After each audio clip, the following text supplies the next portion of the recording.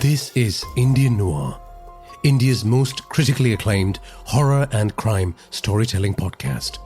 Follow Indian Noir on @IndianNoir on Instagram. You are listening to His Night Begins, Season 3, Part 1.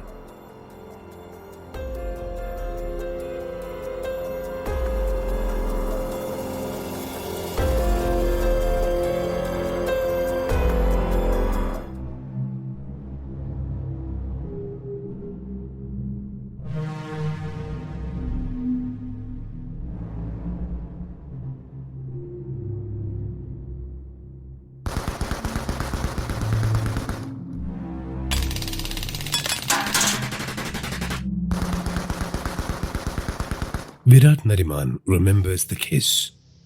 Then he remembers the storm of bullets, the shattering of glass, sharp pain blossoming on 100 spots on his flesh, the taste of blood in his mouth.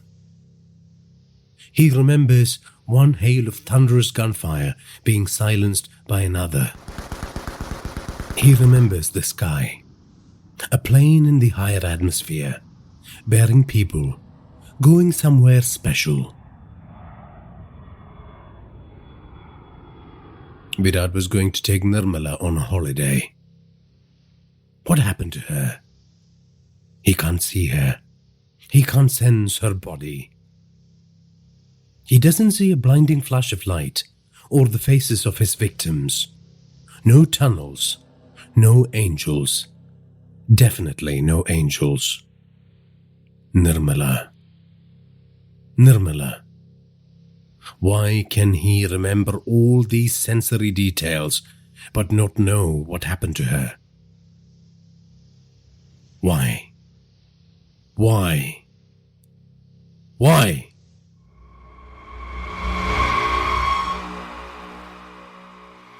He wakes up. He hears horses in the distance. There is an old man dressed like he's about to go on a jungle safari sitting next to him. He looks like a less handsome version of a tanned Santa Claus. His nose is bent.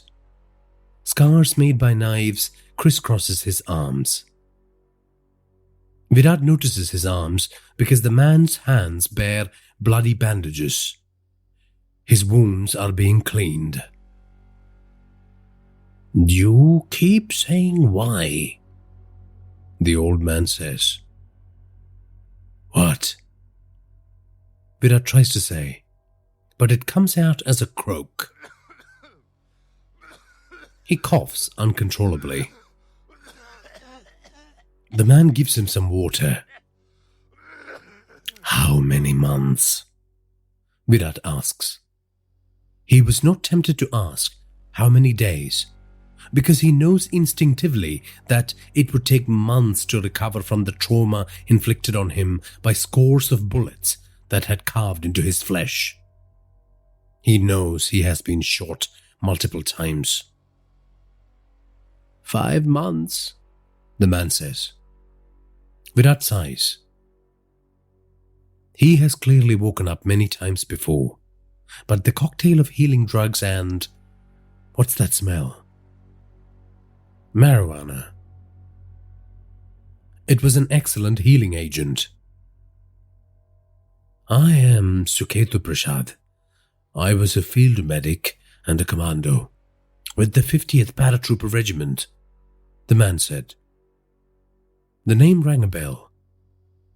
The surgical strike team from the early 90s. "And I owe it to Chettiar to ensure that you are able to walk out of here without leaking from the bullet wounds on your torso.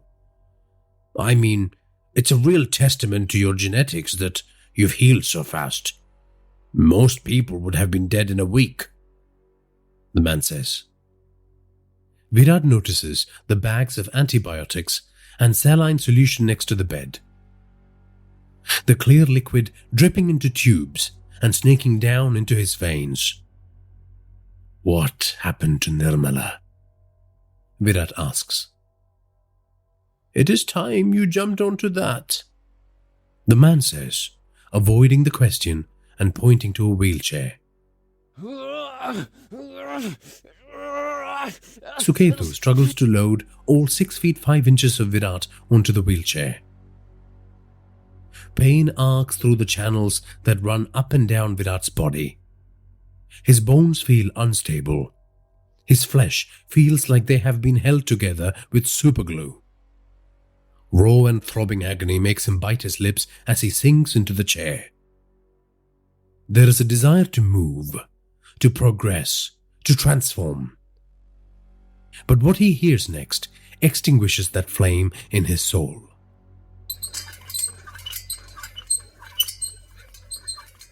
Suketu rolls Virat out onto the veranda of the farmhouse, made from red bricks and timber trimmings. A farm in the outskirts of Sholapur. Sugarcane on one side as far as I can see, like a green army waving scythes. On the left is a shed with an old jeep and tools hanging on metal racks nailed to wooden walls. There is a water pump outside, dripping constantly. To the right is a corral with 3 beautiful horses. The man hands Virat a cup of coffee. "Drink it," he says. "It is from Coorg. I order in the beans and grind it myself. It's good." "Nirmala," Virat says, accepting the cup. "She passed. She took most of the bullets to her head," the man says. That's why Virat didn't remember her. There was nothing left of her. Chettiar's men arrived in time and took out the assassination squad working for people he called the syndicate. He saved you, but your girlfriend was long gone. I am sorry to break this news to you.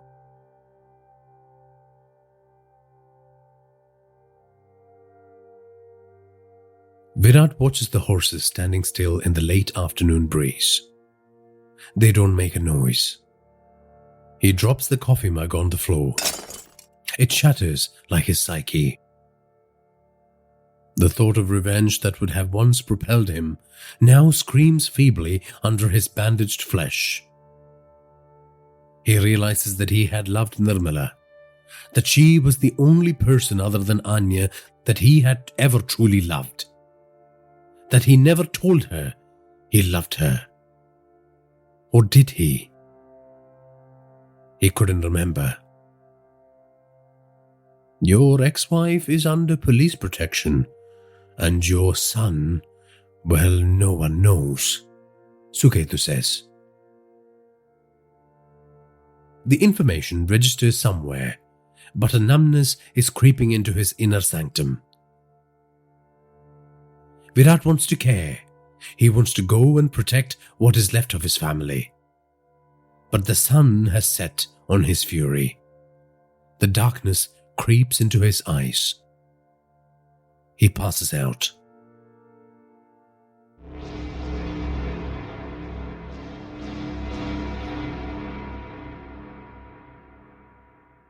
He keeps staring at those damn horses. Yep. Suketu says into the phone. Chettiar is on the line inquiring about his friend Virat. It has been a month since Suketu broke the news about Nirmala to Virat. His physical strength has returned, but he refuses to walk. Just sits there. His will is broken, I think. I will keep at it, the man kept saying. Suketu puts the phone down and approaches Virat from behind. He is not happy about the fact that he has failed to cut through this man's grief. A man who is now a shadow of his former self. A man who now wears a crown of wavy hair and a bushy beard sprinkled with grey highlights. Previously, vacant stares from Virat had greeted Suketu's attempts to inspire him. But Suketu was going to keep trying. He was a paratrooper. They were not made of melted butter. He didn't bother asking Virat if he wanted dinner. Like every other night, he rolled the wheelchair to the dining table and rested him in front of a plate of chapati and aloo chole. You must be getting tired of the same meal every night. But it's good. The sabzi is from my farm. Virat ate slowly, and he stared at the swirls made by varnish on the wooden dining table. You know how I got these scars on my hands? It was a cross-border infiltration mission. My parachute malfunctioned and I crashed into a barn in the heart of the enemy territory. They captured and then tortured me for 2 months straight to get answers.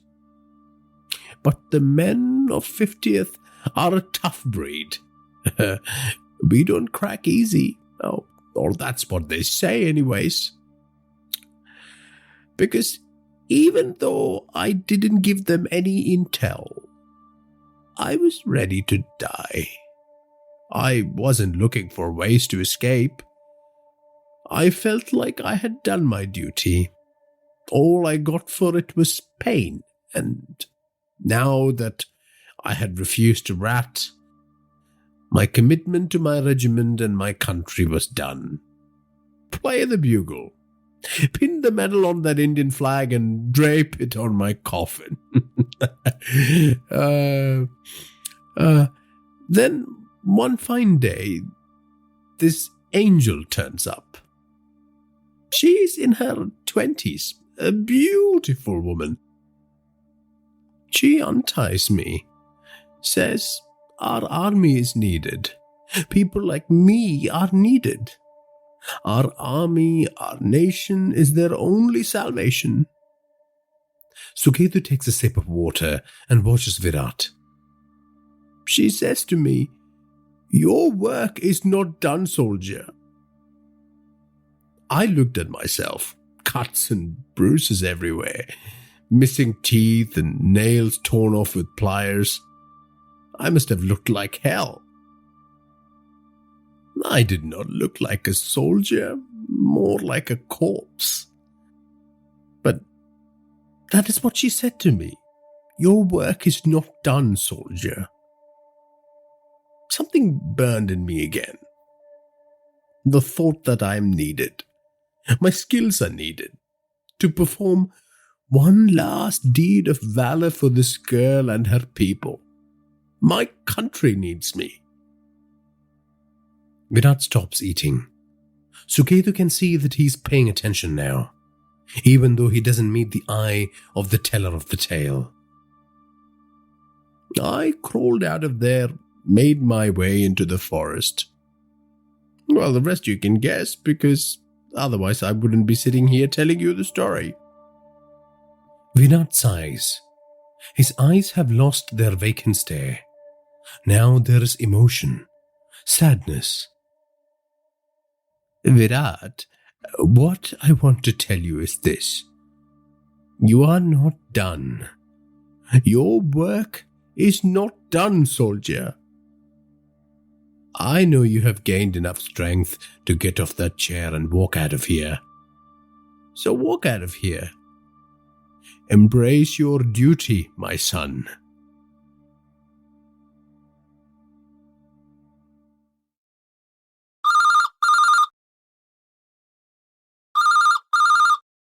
The phone rings. Suketu speaks into the phone for a bit and then hands it over to Virat. Virat places the phone on his ears. Viru, I'm so sorry about Nirmala. I'm sorry I haven't spoken to you in a while. I just didn't have the heart to hear your broken voice. Chettiar says. You have nothing to apologize for. You have my heartfelt thanks. Virat utters his first words in months. I have news, Chettiar says. The syndicate has reached out to me. They want to meet with you.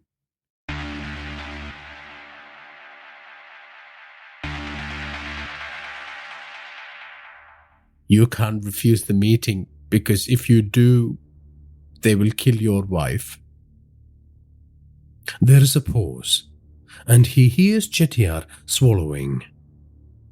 They will kill me as well for saving your life if you don't take the meeting.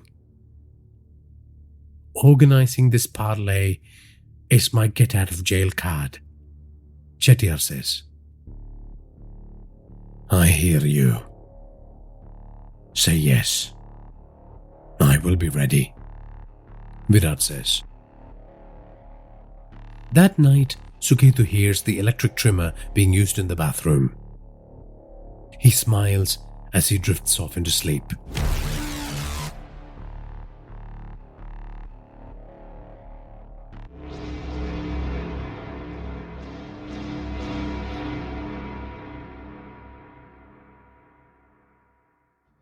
In the morning, Virat is clean-shaven, looking like a soldier waiting for orders to butcher enemy combatants.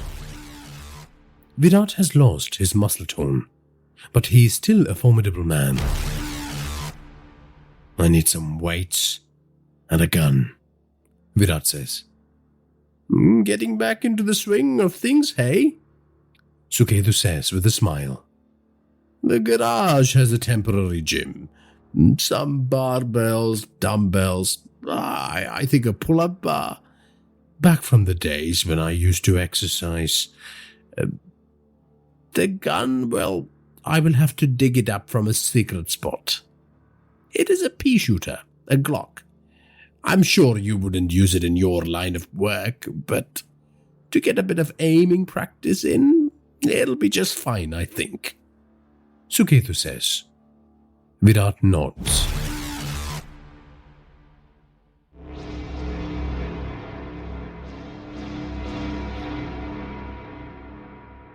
A month passes without any news from Chettiar. A month of functional training. Running, squats, shoulder presses, push-ups, deadlifts. Back-breaking work around the farm. You can come back and train here any time you want, Suketu says jokingly, gazing at the improvements Virat made to the farm. New fencing, new irrigation channels, 3 new sheds, and a larger corral for the horses. The killer has a soft spot for horses. When you are done with your duty, you can come back here, son, and take over the farm. I will be done by then, buried underneath that mango tree over there, Suketu says. Virat is not entirely averse to the idea. To avoid spooking the horses, the hitman hikes up a nearby hill and practices his firing on old beer cans from Suketu's drinking days. His shot is a bit off during the first few weeks. Nirmala's memories flood into his veins, throwing him off his aim. But then the killer instinct returns. The mind becomes the arm, becomes the gun. The eye becomes the arm, becomes the blade. Man and weapon united in purpose to become a lethal weapon. He is ready, and he is impatient. His body still hurts, but he's ready to do his duty, whatever that might be. One Sunday afternoon, Virat jogs down the hill with a 30-kilo backpack and enters the farmhouse to find Suketu nodding and umming and eyeing into the phone. Virat unloads the pack and sinks into the couch, his hands pressed together in anticipation, his eyes reading Suketu's lips. Suketu gets off the phone and says, "It's time."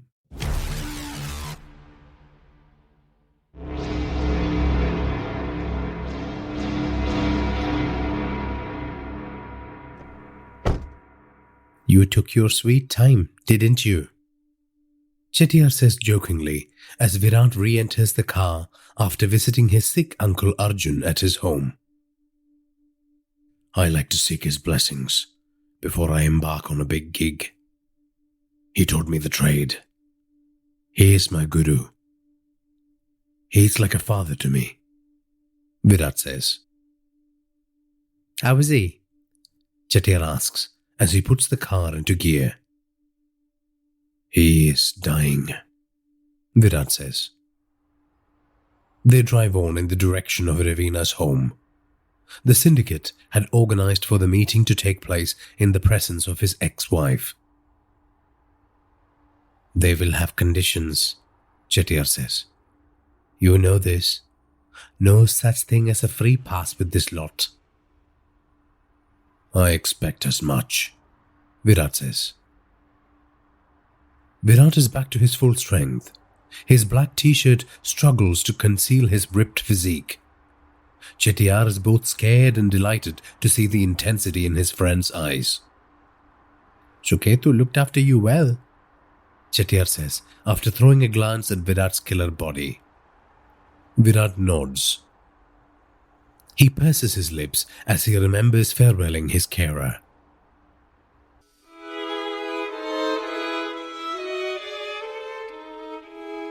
The old man with 1,000 army tales. I was serious. You come back and take over this farm from me when you're done. The horses would love that too, Suketu had said as he placed his hand on Virat's head to give him his blessings.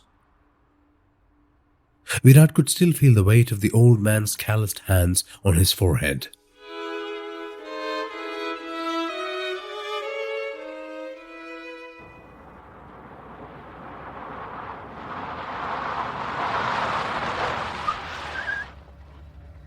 They arrive at their destination. Chettiar parks his car in front of the 2-story house and looks around. I don't see any cars out front. Do you think this is a trap? Chettiar questions. Most assuredly, Virat says, turning to Chettiar. Chettiar swallows in fear. I want to thank you for everything you have done for me. But I must ask you for one last favor, Virat says. It has been my pleasure, Chettiar says. My friend. Virat nods. I need a gun. Chettiar hesitates for a second before opening the glove compartment. He pulls out a Beretta PX4 Storm.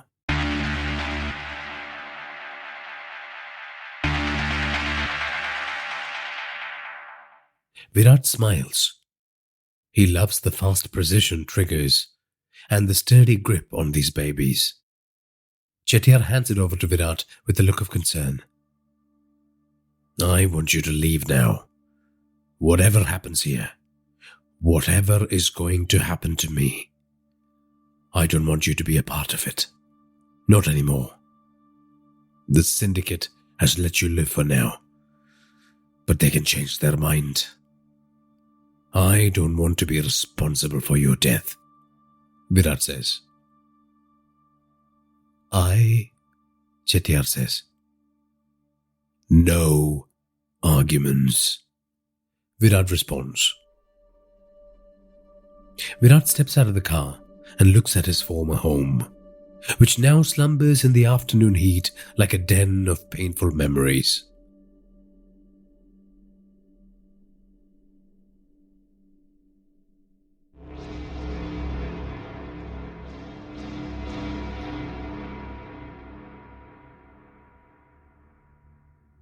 Yes, boss. He is here. Just stepped out of the car. The man in the front passenger seat says into the phone.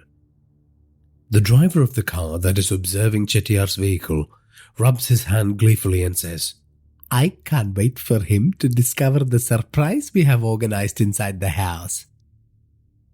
Shut the fuck up, Ramu. The boss is on the phone. The man holding the phone says with a look of displeasure. Boss. Everything was laid out according to your wish, the man says before switching off the phone. He slaps the driver hard across the face. You fucking idiot. Don't pull that shit on me again. Sorry, Billu. I was just expressing the inner joy in my soul. Billu let out a long sigh. Ramu, do you know why you are in the employ of the syndicate? Because you are as good at using a knife to cut up a human body as I am. That is your only worth as a human being.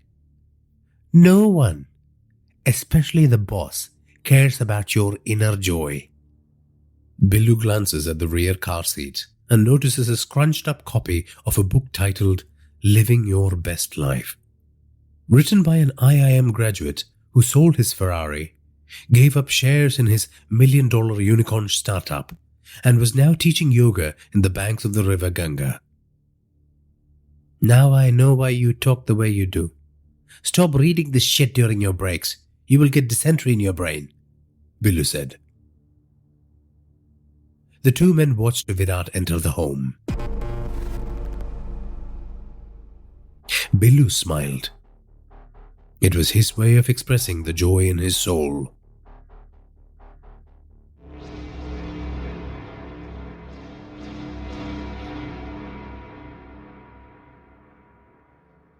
Virat pulls out the Beretta and readies it in his grip before placing his hand on the door.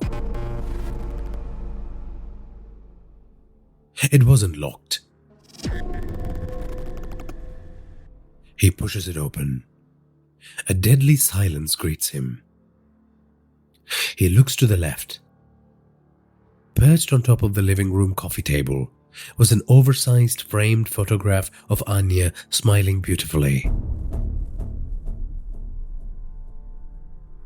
It was decorated with flowers and balloons.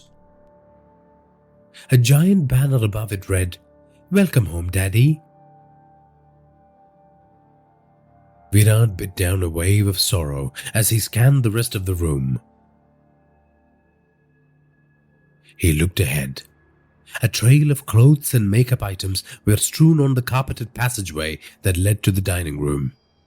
He moved forward, swiveling left, then right and back again, ready to pump bullets into anyone who thought it was a wise move to ambush one of the greatest contract killers in India. The items on the floor belonged to Nirmala. Her undergarments, the expensive lipstick he had purchased for her during their London holiday, her birthday gift, a necklace of blue corals with gold trimmings, was draped on the lighting fixture on the wall. Virat bit his lips and drew blood. He was a man used to butchering human bodies, both live and dead. Yet he could tell he was not prepared for what was coming next. He knew it in the depths of his soul. The smell wafting in from the dining room was disgusting.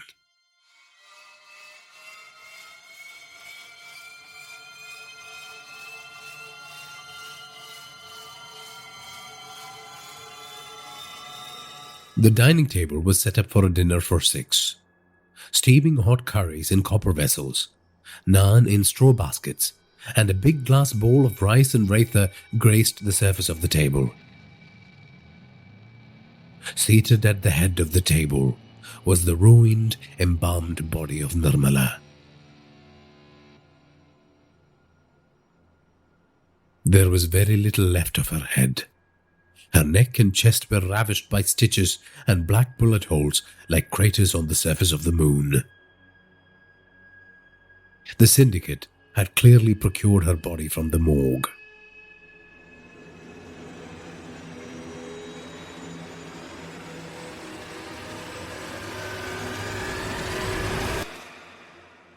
Ravina's decapitated head was set atop a large pineapple that served as the decorative centerpiece of the dining table.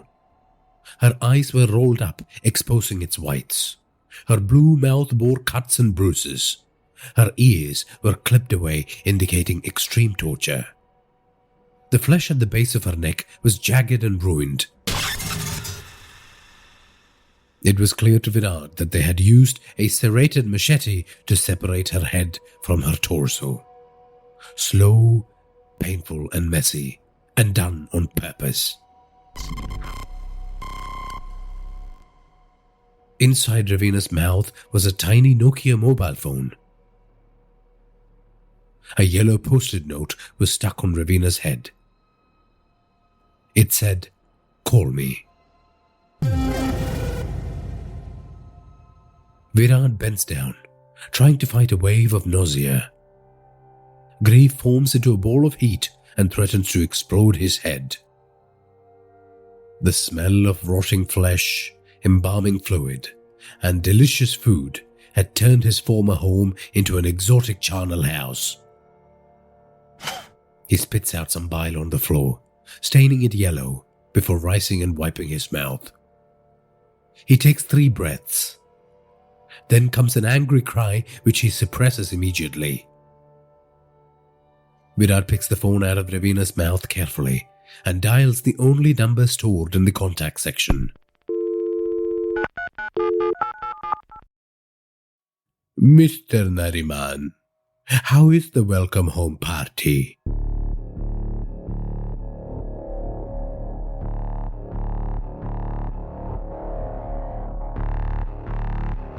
Virat doesn't say anything back. "You must be really enjoying the company of your guests and the excellent food.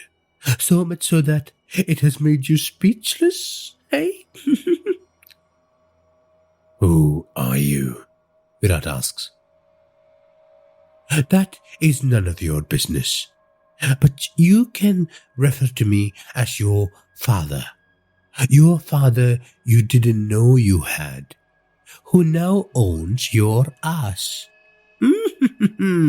"Yes." Virat grunts in pain and anger.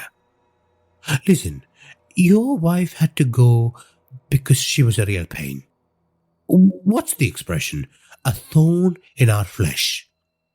I mean, you would appreciate the gesture, given she was responsible for your daughter's death and all." "You," Virat says, but the man ignores him and continues speaking. "And your girlfriend, well, collateral damage, I'm afraid. We tried to finish you off, but you made her your shield," he said. "I did not," Virat growls. "Shh, shh, shh. No, Virat. No. You bark and growl when I tell you to bark and growl. I don't think you get it. You are my bitch now." Virat glances at Nirmala's body with sadness. "As the head of the syndicate, I am prepared to show some benevolence towards you and your junkie son. That is what we are here to talk about. The terms of a business proposal that will keep you and whatever is left of your pathetic family alive and kicking." Virat pulls out a chair and sits on it, phone pressed hard against his ears. "Are you prepared to listen? Or do you want to die right now?" the man asks. "I'm listening," Virat says. Good boy. Or do you prefer a good dog?" It fills me with joy to see you like this, Virat. You are a legend in the business. You have indirectly worked for us in the past. You just didn't know about it. We are like the darkest shadow in the darkest night. Anyways, we are aware of the situation with your son, that useless drug addict," the man said. "His name is Praveen," Virat says. "Whatever. We know where he is, and we can hand him over to you unharmed if you perform a hit for us," he says.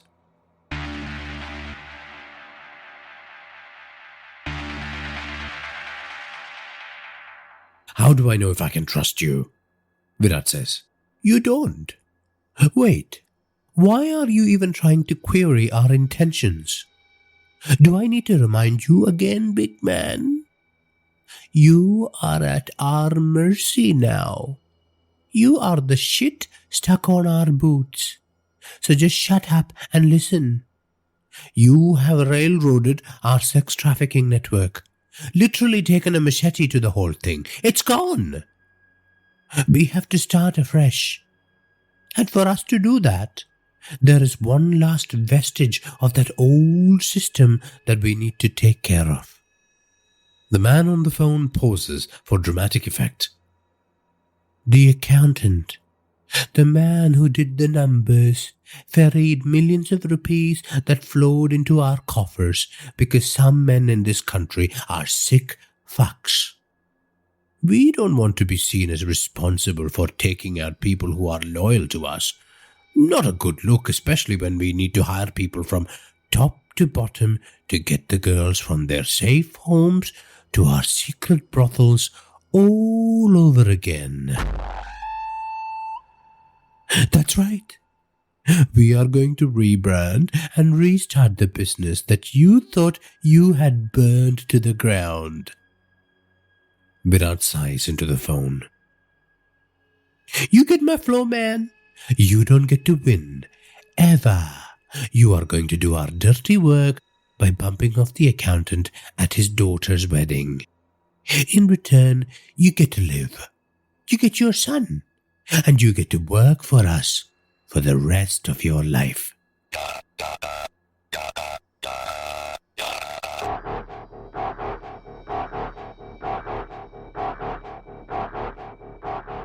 Virat wipes the beads of sweat on his forehead. What do you think, Nariman? Will it be a yes? Or would you like your son's stiff, lifeless body to join you at the amazing lunch party? Tell me this. How's the smell of failure in that dining room? All the women you fucked and loved now staring lifelessly at malai kofta and garlic naan.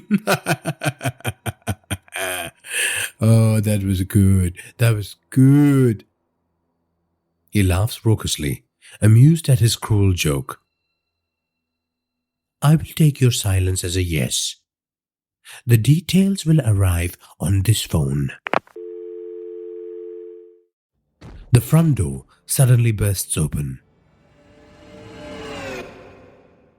Virat pulls out his gun and aims it down the passageway.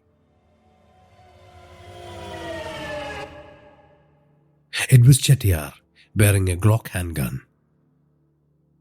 I thought I asked you to leave, Virat says to him angrily. How could I? I was worried. I waited, and when I didn't see you for a while, I decided to come in. Is everything okay? Chettiar asks.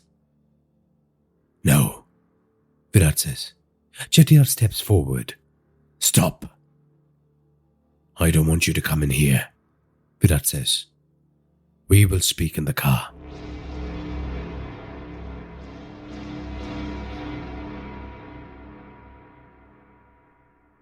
"20 minutes into their drive, Virat opens up to Chettiar about the horrifying diorama in the dining room and the syndicate's offer. Chettiar whimpers as he listens to his friend. He couldn't comprehend how Virat could be calm as he recounted the terrifying ordeal. I think they are bluffing about Praveen. I know how good he is at disappearing, Virat says. Think about it, Viru. This might be the only chance at peace you have with this mob.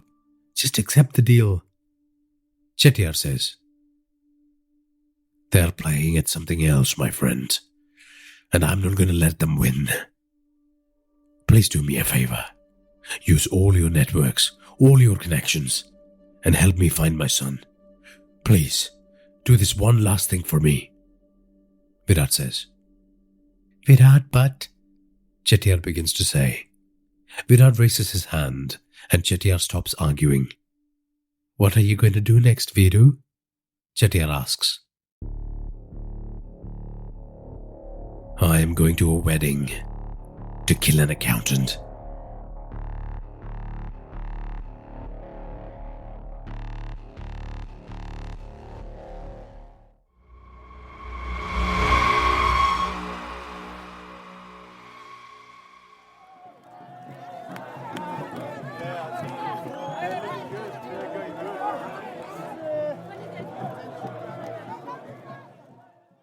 It was a fucking wedding, all right. The festive tube lights had turned night into day, and the colorful LED bulbs on trees resembled irradiated fruit that glowed green and red and orange. A 15-member drum band, accompanied by a few musicians who played wind instruments, belted out old Bollywood numbers like Tu Cheez Badi Hai Mast Mast. A raucous, joyous throng of revelers clogged the suburban street, blocking traffic and making everyone's life miserable in the name of celebrating someone's marital bliss. The fat groom was cruising on the back of a bedecked horse on the way to his bride's home, which was 2 streets away from his present location. Every time he jumped up and down to the rhythm of the celebratory music, the poor animal wept. Virat wished he had the liberty to kill the asshole for hurting the animal. His sole duty, his singular focus, was dedicated to killing the groom's future father-in-law, the accountant.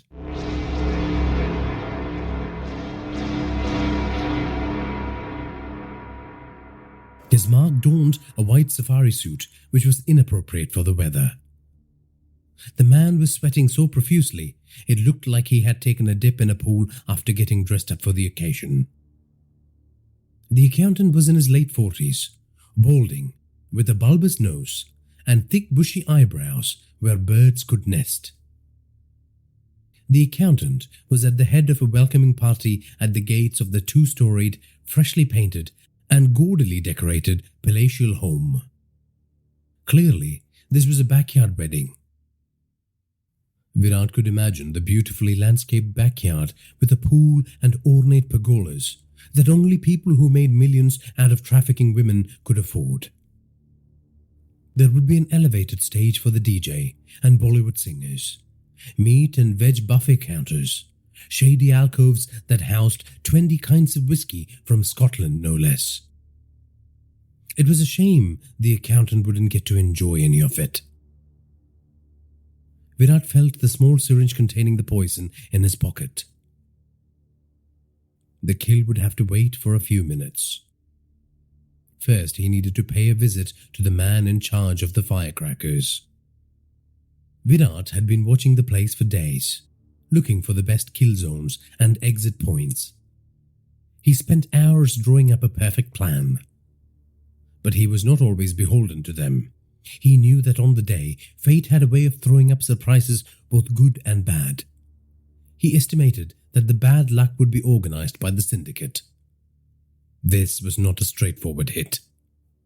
The good came in the form of an overly enthusiastic 18-year-old, twice-removed cousin of the bride who was handing out firecrackers to attendees to employ once the groom had dismounted and the horse had been sent away, lest it should get spooked. Virat was enthusiastic about the possibilities this presented.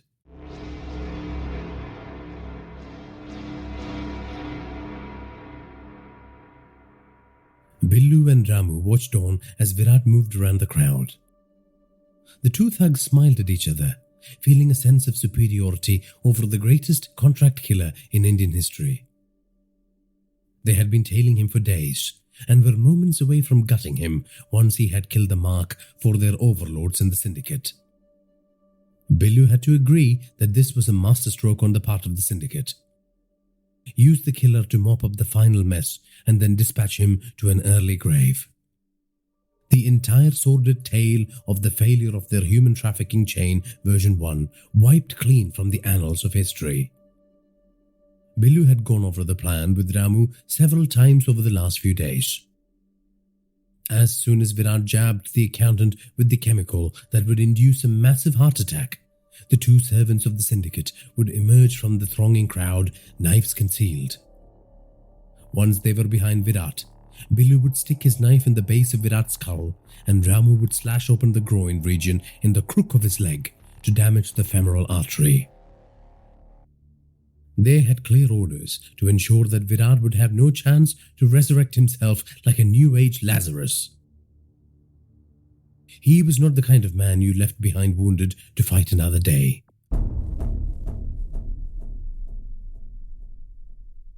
I'm going to buy the book written by that madam who comes on the morning TV show, Ramu said. Billu rolled his eyes. Which one? The 7 Effective Habits of Successful People, Ramu said. You are never going to find peace in your life if you keep up this reading habit of yours. It plants ideas in your head, notions of grandeur. You start thinking you are Abdul Kalam, Billu said. Ramu nodded as if he was considering Billu's advice. Billu continued. Be like me. I do a good day's job. Have vada pav from Pushpak fast food stall in Dongri place. Go home. Watch some midnight masala videos. Relax using my hands, or if I'm really in the mood, head over to Rani's guest house to enjoy with the girls. I mean, it's a perfect life. I have never felt the need to read about other people's life and be like them. But Billu, Ramu began saying. Stop, Billu interrupted him. Virat was on the move. Billu rubbed his hand together and stretched. I will give you more life advice after we kill this fucker. You got your knife ready? Ramu smiled and nodded.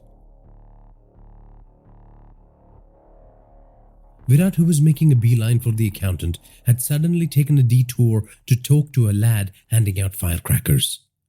While this was odd, Billu didn't make too much of it. Billu's hands itched. It was always a good sign. It meant he was going to find success tonight.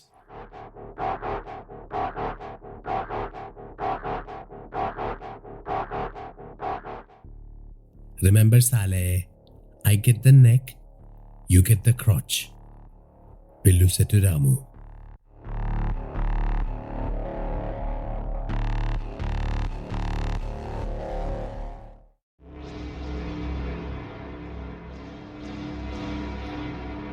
Virat tapped on the firecrackers inside his pocket and smiled. Even in the middle of soul-crushing grief, he was glad he could relish the thrill of the kill. He was about to unleash mayhem. He was certain after years of soul-searching that he was put on earth to do so. The accountant, who licked his fingers as he counted thousands of soiled notes generated by illegal brothels across the country, deserved to die. Virat wondered whether he tasted the tears of hapless women in those notes, including those of his precious Anya. Virat moved closer to the welcoming party, consisting of the accountant and his family members, who were now fending off the crowd that had swelled as the groom approached on his horse.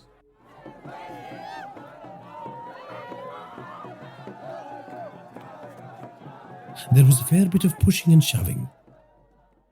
Virat melted into a cloak of anonymity provided by the ocean of celebrants. He swam through the bodies like a shark seeking its prey. The perfect moment was about to manifest. But before that moment could come, an old man approached him and said, Chittaranjan Babu, long time no see. I think you have the wrong person, Virat said in frustration. You know Sushila Ben's son, the lad who is a mining engineer in Odisha, the old man said. No, Virat said, casting a furtive eye at the location where he needed to be at to deliver the kill shot. Then a younger man arrived and pulled on the old man's shoulder. He said, Chacha ji, what are you doing here? The caterers are asking for you. Come on. The old man nodded at the young man and then looked back apologetically at Virat. Sorry, I am needed in the kitchen area. It's okay, Chacha ji. Make sure there is enough sugar in the jalebis, Virat said. Virat watched the man leave and then speared hastily through the crowd. He was determined to get to the kill point on time. Virat was now right behind the accountant. He was close enough to do the deed. The perfect moment was close.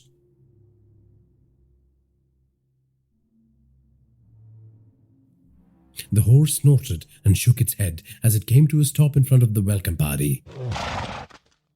Their eager eyes and warm smiles were primed to delight the groom.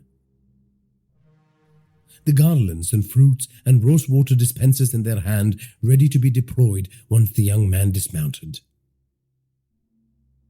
Virat lit the cracker. He then pulled out the syringe.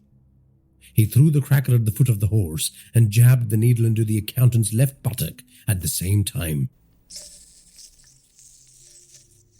The fluid oozed into the criminal's flesh.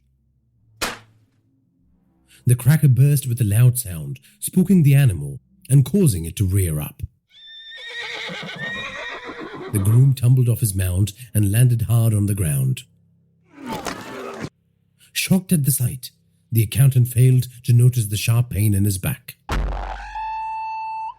The frightened horse ran straight at the welcoming party, knocking down people. Pandemonium broke out.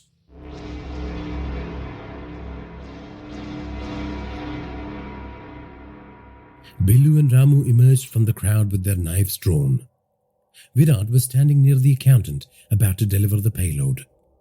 This signaled the beginning of the final phase of the operation.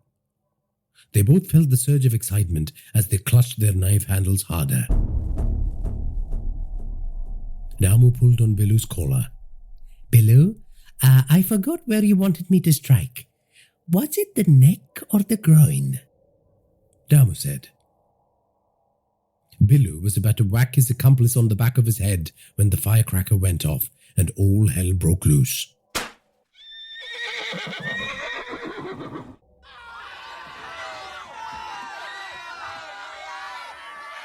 The accountant had collapsed, clutching his chest, and the groom was crushed to death by the heavy footfalls of the same people who were celebrating his special day moments ago. Virat, who was standing before their eyes in a black shirt and cargo pants mere seconds ago, had now disappeared. Billu and Ramu panicked as they scanned the fleeing crowd, hoping for a glimpse of their deadly mark.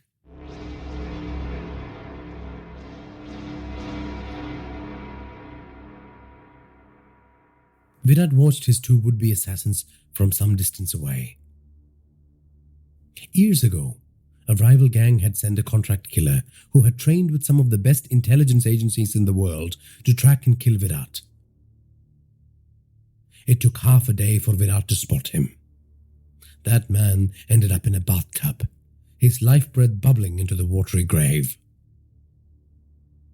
These two clowns, who looked like they had walked out of an 80s movie fight scene, were not exactly slick when it came to surveillance operations. Virat had made contingencies in his plan for dealing with them, and he was about to deliver some surprises. And to make things easier for him, the two idiots split up. He served the swarming mob of people to sneak up to Ramu, who was surveying his surroundings, open-mouthed, with a terrified look in his eyes. Virat enjoyed the fear writ large in his victim's body language. The fear and the knowledge that Ramu had no clue of his imminent death. Uncle Arjun taught him knife techniques from an ancient text called Esgrima Criolla, the definitive text of South American fencing. His uncle would sit with him for hours reading the textbook, and then he would help him practice the drills on a banana tree. Once Virat had mastered the moves by shadow fencing for hundreds of hours, they sparred with a live weapon. There were so many scars on Virat's wrists from those painful lessons. Know the way of the wrist, and you will have mastery over your enemy's life, Uncle Arjun used to say. Virat crept right up to Ramu and clamped both his hands around his enemy's wrist, which held the weapon. He cranked the joint up and to the back, causing extreme pain and shutting out the nerves. Ramu was disarmed and the knife fell into Virat's arm. With the swiftness of a lightning strike, Virat placed the blade over Ramu's heart and pressed down on the butt of the knife with both hands. All of Ramu's dreams died in an instant. The man who dreamt of opening a Reiki parlor to service tourists in Darjeeling crumpled to the ground.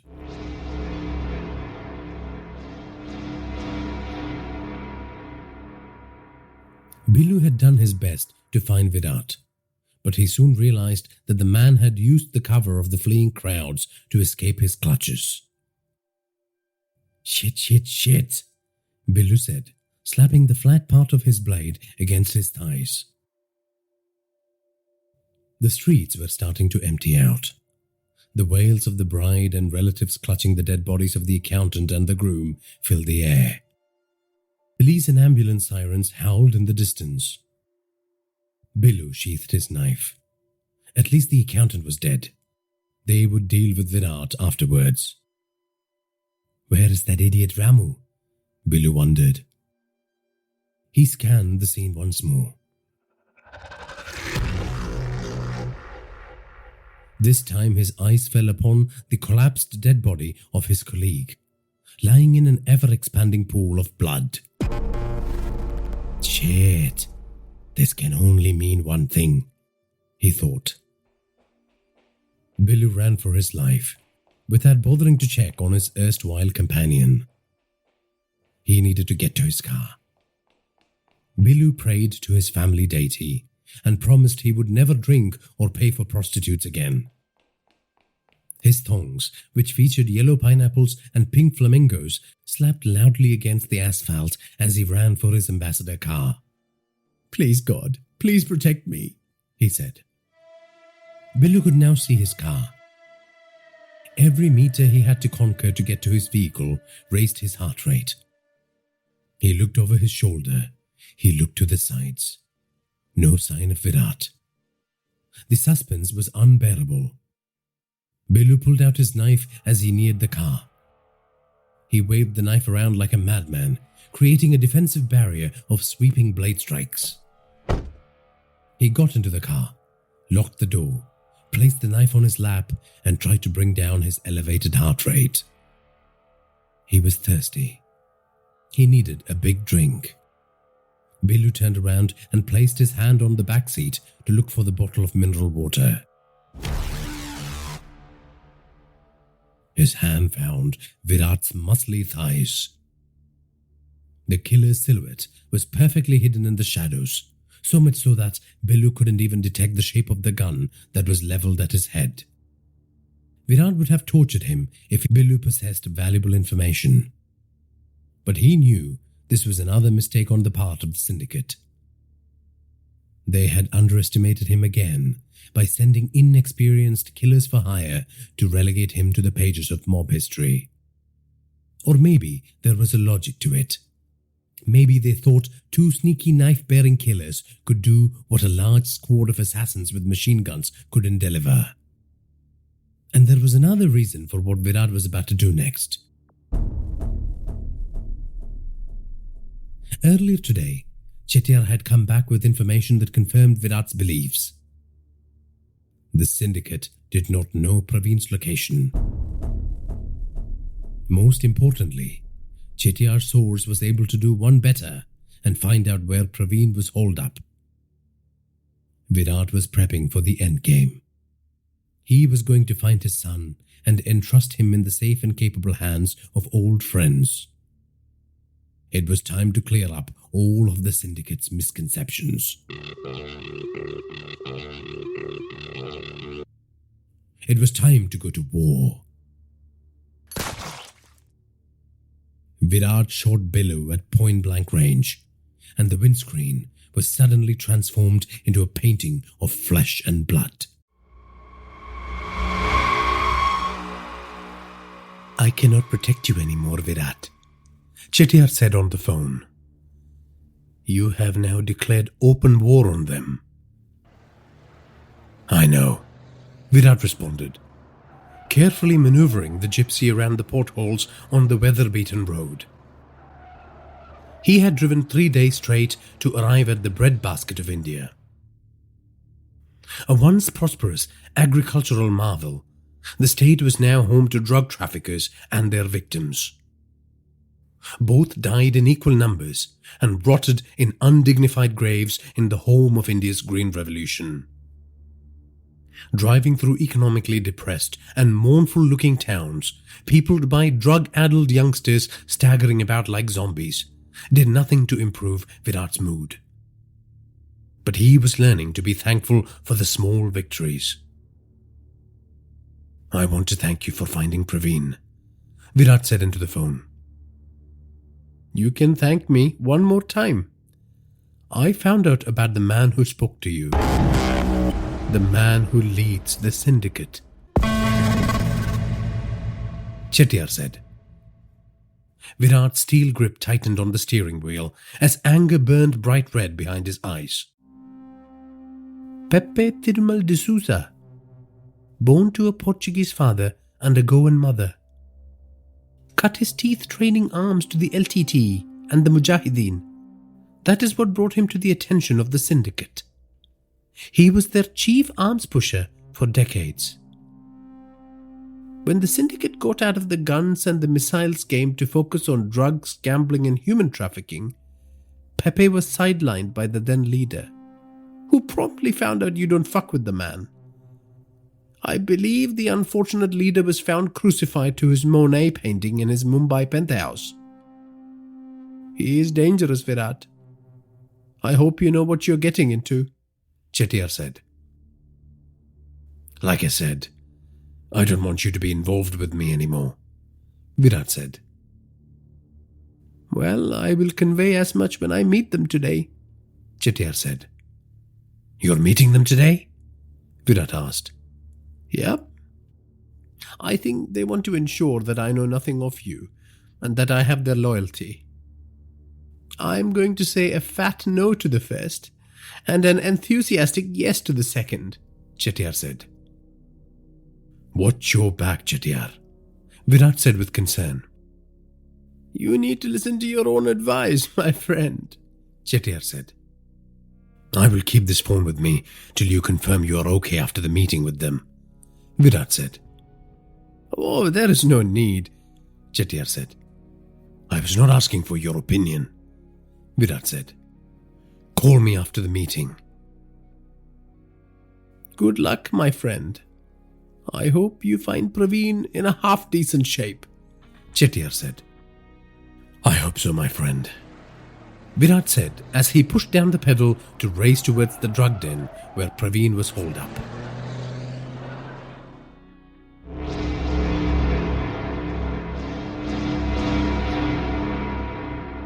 Chettiar had to wear a black bag over his head before he was taken in an Audi A4 to the outskirts of Indraprastha city. They stopped by the side of the highway, which cut through dry bushland. Electricity poles were the only sign of civilization on this parched stretch of geography. It reflected the harshness of the hot sun that lay into it without mercy, day in and day out. He was forced out of the car by a burly man and pushed into the front seat of another Porsche European car which was waiting for them. Instead of heading down the highway, the car turned into a straight, unending stretch of unpaved road that took them deeper into the arid plains that dominated the region. There was a constant noise of something being dragged behind the car, a grating sound generated by an object sliding over the surface of the gravel road. "You can take off the mask now," a voice said from the rear seat. Chettiar took off his mask and surveyed his immediate surroundings. A muscly, hairy man in a black suit gripped the steering as he peered through the dirt cloud thrown up by the racing wheels. A man in a navy blue suit was seated at the back.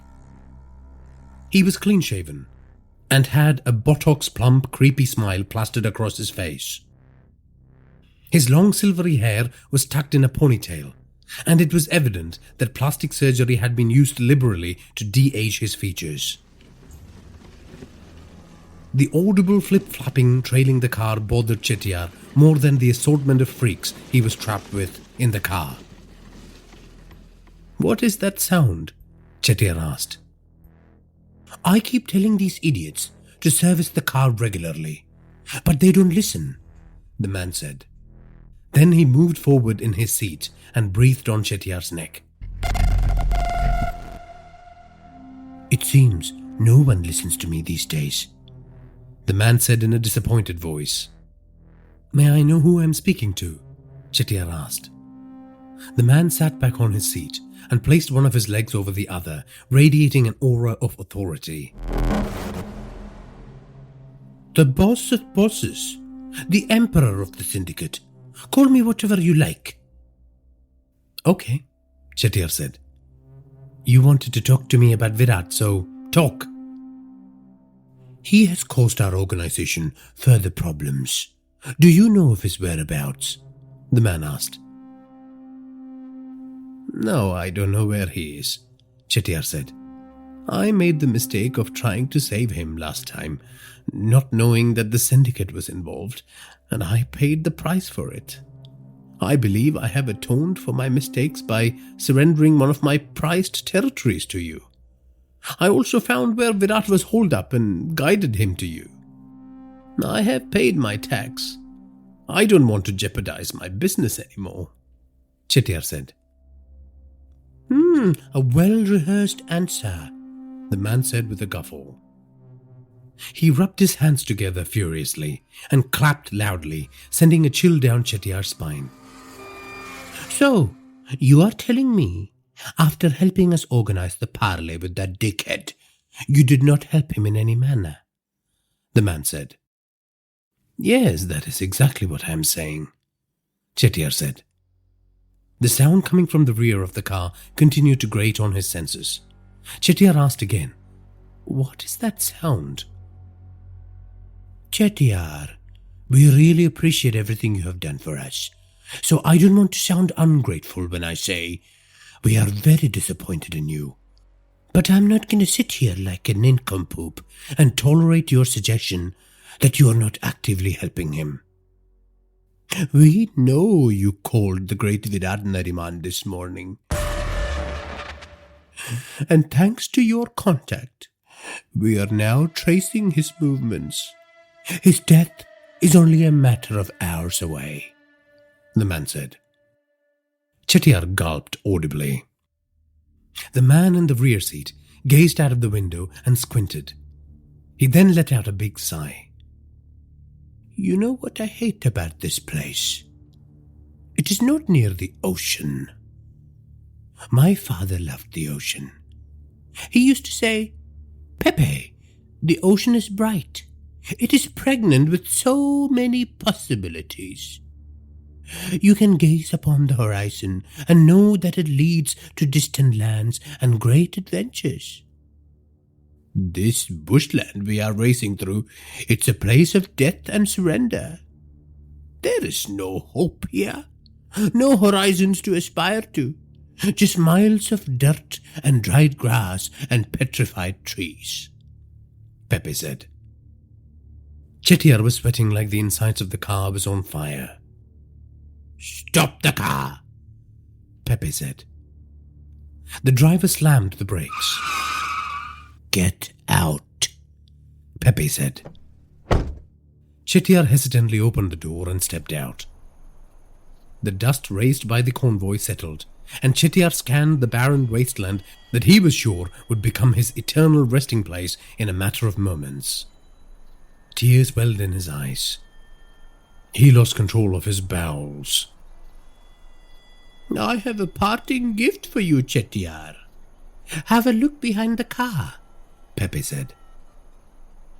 Chettiar gingerly walked to the rear of the car.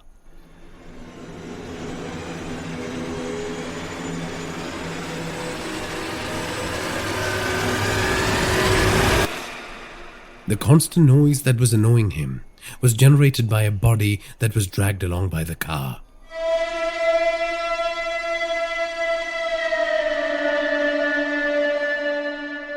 There was no mistaking whose body it was, thanks to some of the clothing that was still intact on the cadaver. Chettiar screamed in horror at the shredded mass of flesh lying before him. Then a bullet silenced his scream, the shot echoing across the parched, wind-burned landscape.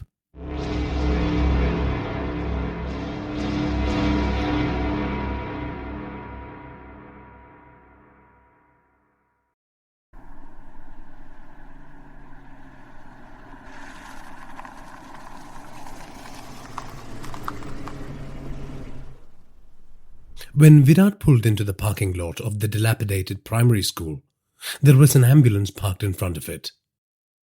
The school compound featured two rectangular buildings that had holes in its white brick walls and was missing parts of its roofing.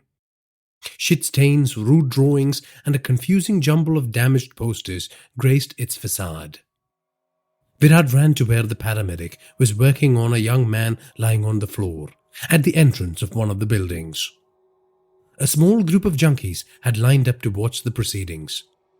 The young man had clearly overdosed. Please don't let this be Praveen, Virat thought. As he got closer, he saw the unkempt afro hairstyle of the downed patient. Praveen had similar hair. Virat nervously squeezed both his hands. No, he said. He pushed the gawking drug addicts from his path and bent down next to the paramedic. What do you want? The paramedic said. My son, Virat said. Is he your son? The paramedic asked, pointing a gloved hand to his patient's face. Your son is dead, man, a junkie said from behind him. The same man proceeded to clap and started laughing like a deranged hyena. Virat looked at the face of the young man who was in distress. It wasn't Praveen. Suddenly, the patient started convulsing wildly, foam spurting out of his mouth. Get out of my way, the paramedic said as he headed to the ambulance to grab life-saving equipment. Virat stood up and watched, his powerful hands covering his mouth.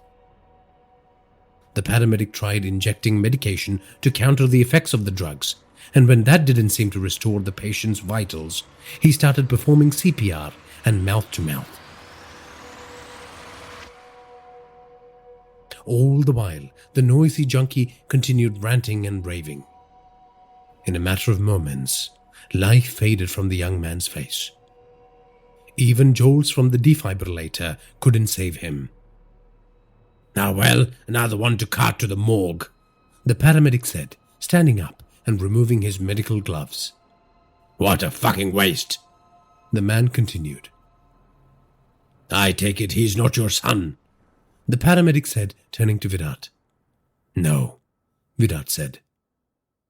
No, not his son, not his son, not his son, not his son. The junkie roared with laughter. Virat rushed at the lunatic, grabbed his filthy collar and smashed his left hand into the miscreant's jaw. He crumpled to the floor like a sack that had just been emptied. Someone clapped in the distance. Virat turned to the owner of the voice with a raised fist and said, Do you want some of this too? Oh, how the great Virat Nariman has fallen, now reduced to a 2-bit muscle for hire who beats up junkies, Praveen said. He was dressed in a filthy pair of jeans and a weathered long-sleeve hoodie. Praveen, Virat said. The youngster pulled his hood down, revealing a pale, scratch-ridden face, and addressed his father arrogantly. It's me, old man. Congratulations, you have found me. But I am not coming with you, you fucking monster. Virat's mobile phone chimed. He was tempted to ignore it, but then he remembered that he had asked Chettiar to give him a bus after the meeting with the syndicate. Virat was worried about the whole business. It was unlikely that the syndicate would bump off the head of a crime family and jeopardize their interests. But then again, the syndicate did not respect the codes of their business. They were the Goliaths of the Indian crime empire. The mobile issued another notification sound. You heard me, man. I'm not coming with you, Praveen reiterated. Calm the hell down, Praveen, Virat said as he glanced at the phone. A photograph slowly downloaded onto the screen. It featured the severed head of Chettiar next to a human body shredded to strings of meat. There was no mistaking the adventure jacket on the disfigured dead body. Sukhetu Prasad. They had dragged the old man behind a car till most of his flesh was stripped away from his bones. Virat bit down a wave of disgust and rage. No, not the old man, not him! This was no way for the old soldier to go. He remembered the care and the enthusiasm the old man had showed in helping him heal his bullet-ridden body. Virat's heart ached at the flood of memories from the farm. Underneath the image were the following words. "We are just around the corner. P.S. We killed the horses too."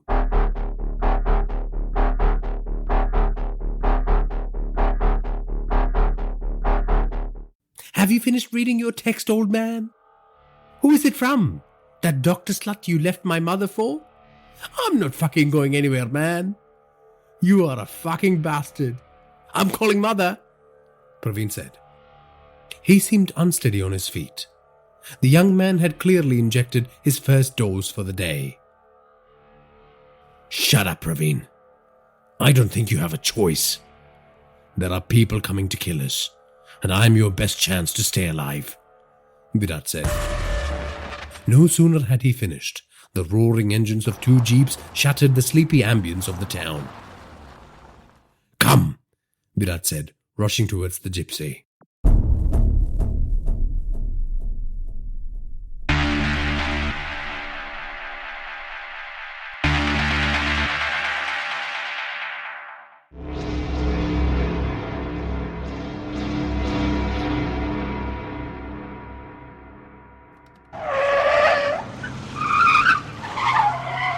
The Maruti gypsy was a gazelle, paws length away from the deadly maws of the jeeps racing behind it.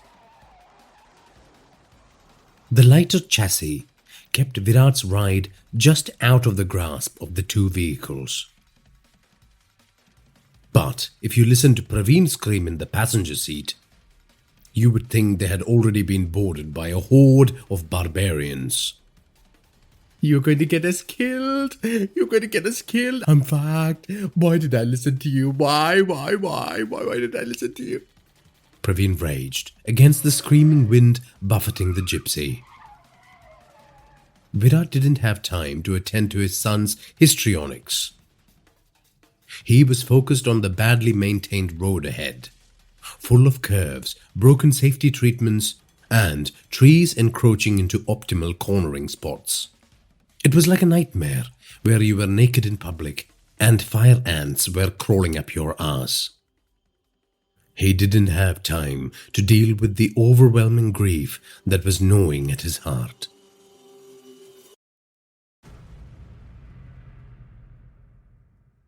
When he first saw the photo, his rage and sadness were focused on what the syndicate had done to poor Suketu Prasad. It was almost as if he was not surprised by the sight of Chettiar's decapitated head. Virat hated to admit it, but he was clearly not expecting Chettiar to make it out alive. He had anticipated no other outcome for his dearest friend. Initially, Virat's anger was directed towards Chettiar for getting himself killed. Then, that anger gave way to a raging torrent of sorrow for his lost mate. But this was not the right time or place to dissolve in the ocean of misery. Virat buried that aching feeling in the depths of his consciousness like he buried bodies, deep and without any hope of discovery. Praveen continued screaming and wailing as shots rang and spanked off the gypsy. It left ragged dents in its wake and slowly chipped away at the physical integrity of the vehicle. Virat's excellent control of the gypsy and the zigzag driving technique he employed was the only reason why their tires weren't shredded. Virat watched his pursuers weave in and out of his sight in the rear view and side mirrors. In spite of the perilous situation he found himself in, he was focused and breathing calmly. Virat felt the fear, but he used the gnawing tension to analyze the situation and craft a kill plan. Just like a human being, a vehicle had vulnerable spots and flaws. Virat knew this because an understanding of motor engineering was essential to planting car bombs that delivered clean results. Some of the Jeep models were heavy, unwieldy beasts, and Virat could see how the swerving corners that lay ahead of them could be used to exacerbate those weaknesses and fulfill his destructive intentions. Virat turned and fed the loop of the steering to the left with the finesse of a Japanese swordsmith crafting a samurai sword, dodging a rattling shower of bullets in the process. He made the gypsy hug the leftmost edge of the road as he eased on the pedal. The eyes of the driver in the Jeep right behind him lit up. A smile appeared on his pockmarked face. He followed Virat's suit and mimicked his action while speeding up. "Gotcha, motherfucker," he said. "Get the guns ready, boys." Virat pulled his gun out from his leather gun holster and pressed it against his left thigh. Then he stepped on the pedal and accelerated. There was a bulbous tree root extending its unwelcome expanse into the weather-beaten asphalt, and Virat intentionally swerved in the last minute to avoid it. The obstruction, which was too large for even the treads of the Jeep, appeared in the rival driver's line of sight in the last minute. He was caught in two minds as he raced the wheels over it at the same time as trying to swerve away from it. Virat took a deep breath, clutched his gun, turned and pointed it at the driver's side of the positionally compromised Jeep. Two perfectly placed shots cracked the windshield and killed someone in the back seat. Spraying blood further compromised the driver's visibility as the vehicle plunged its twisted right tire into a large porthole. For a second, the driver assumed he was the one Virat had shot, and he panicked. That is all it took. A confusing maelstrom that barely lasted for seconds, created by a series of perfectly sequenced events, which led to poor driving strategies and even worse safety outcomes. The Jeep flipped and slammed on its side, shattering bones and breaking necks, and killing two more of the inhabitants on the spot. Virat turned his attention back to the road in one smooth swiveling motion, like a perfect glass of scotch swimming across your tongue. The final Jeep in the convoy swerved around the twisted shell of the vehicle and continued following Virat. One more to go, Virat thought. "Oh, fuck, I peed my pants. Oh, I'm wet. Oh." Praveen offered uselessly. "Wait till I make you shit your pants," Virat said. "The ride is not over, son." "I'm not your fucking son," Praveen said, as a few harmless shots from a handgun clanged against the frame of the gypsy. Virat continued driving the vehicle in a haphazard vector, dangerously evading obstacles in the last second, including speeding vehicles from the opposite direction. But the Jeep followed like it was tethered to its prey. Virat noted that this driver was a professional, unlike the previous charioteer he had dispatched. A man in a denim shirt and pants, wearing a bright red alligator leather belt featuring a large bullhead belt buckle, poked his head and torso out of the rear right seat of the remaining Jeep. He had an automatic rifle in his hand. A non-stop barrage of shrapnel tore up the gypsy. All of Virat's expertise in defensive driving and his attempts to trick the Jeep into flipping off obstacles failed. The rear tires were shot to shreds, and the horrible squeals emanating from the torn rubber matched Praveen's howls of terror. A rumbling sound came alive in the distance. A thrumming herald of terror and violence speeding in the direction of the two vehicles engaged in a deadly game of cat and mouse. Virat's gypsy lost its momentum as the rim and the axle sparked against the black surface of the road. More gun-toting enemies emerged out of the windows of the jeep. Death was not far now, unless the roaring sounds, which was growing louder by the minute, brought with it a host of angels who were hell-bent on protecting Virat and his son.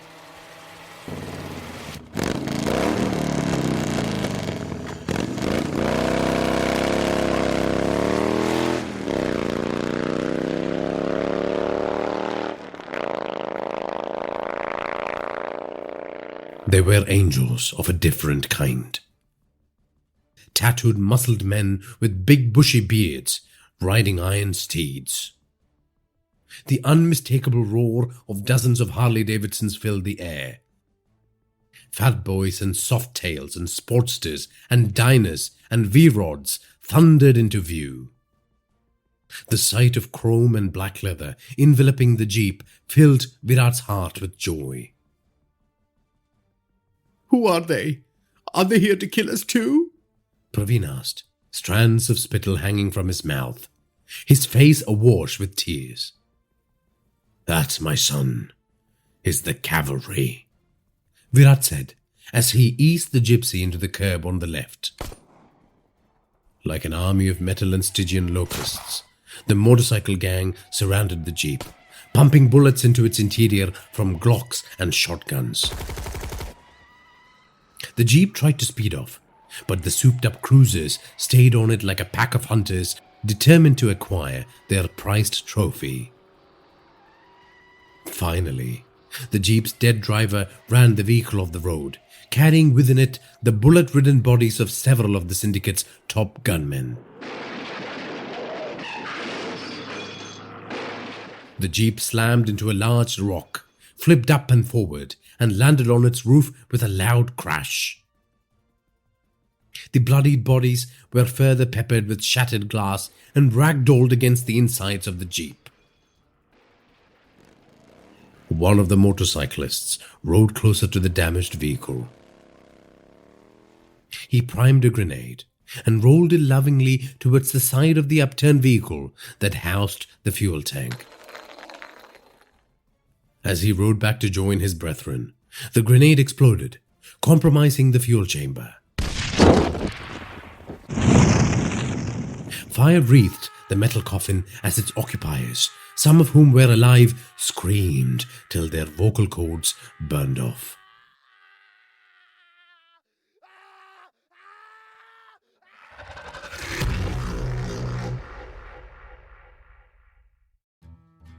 The lead motorcyclist, who was dressed in a raven black pair of jeans and leather vest, sported a ginormous grey beard and an orange turban. He rode up to Virat and Praveen and beamed a friendly smile. "We were right on time, hey, maestro?" "You were, Sartaj. And you are as deadly and efficient as I always remember you to be." Sartaj extended a tattooed muscly arm over the handlebars, and Virat shook it. Virat pulled back his arms and waved at the rest of the gang. "Thank you, boys." Virat said to Sartaj, "Once again, I thank you. I'm glad I let your boss know well in advance of my arrival. Without your iron cavalry, my son and I would have been toast." "No mention, maestro. We all owe you a big one. Besides, you can thank the boss yourself," Sartaj said. A black van came racing in from the distance and braked hard right next to the trio. "He's eagerly waiting to see you," Sartaj Singh said, pointing to the van. "Me too," Virat said with a smile.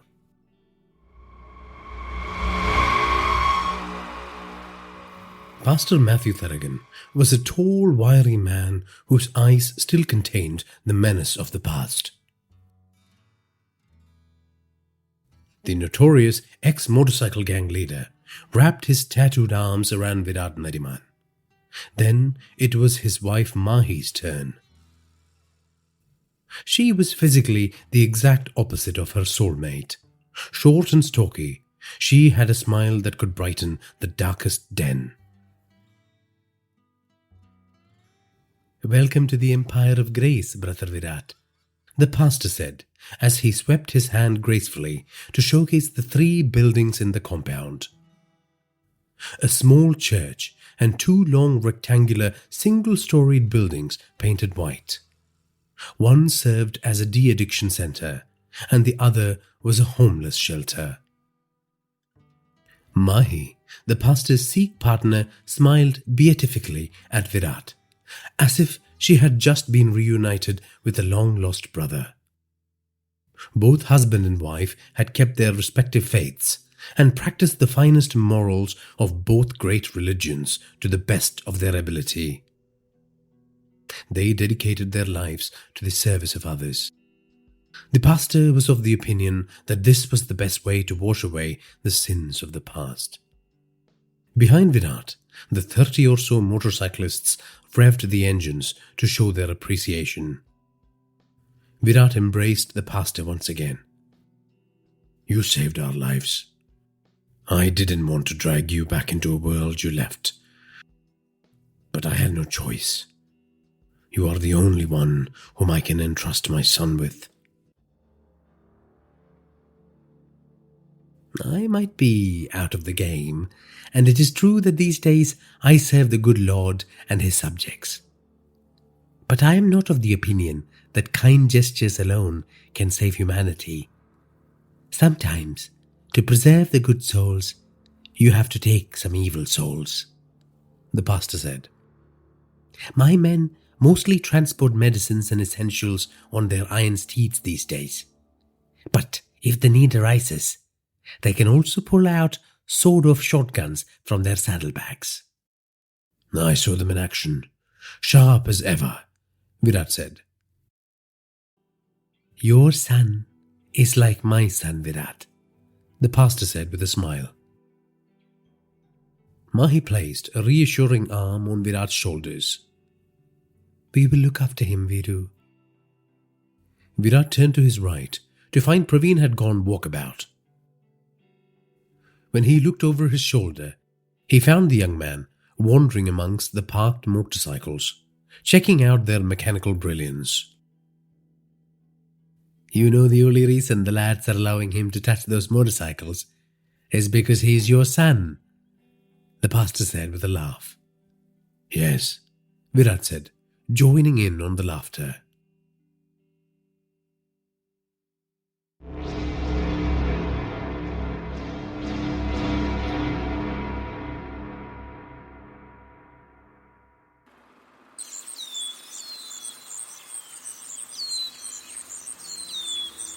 The derelict shack was located on the notorious Highway 85, the road that took the most number of lives in India.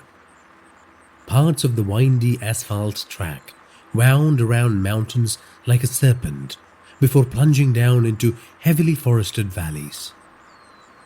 Presently, a black Volvo station wagon was traversing the treacherous route like a black panther on the hunt. Calls of primitive animals rang through the canopy, expressing disdain for the car trespassing on their domain. The station wagon once belonged to a funeral home, which had made modifications to extend the rear cabin to accommodate longer coffins. It was only appropriate that its second owner was a man who regularly sent business to funeral homes around the country.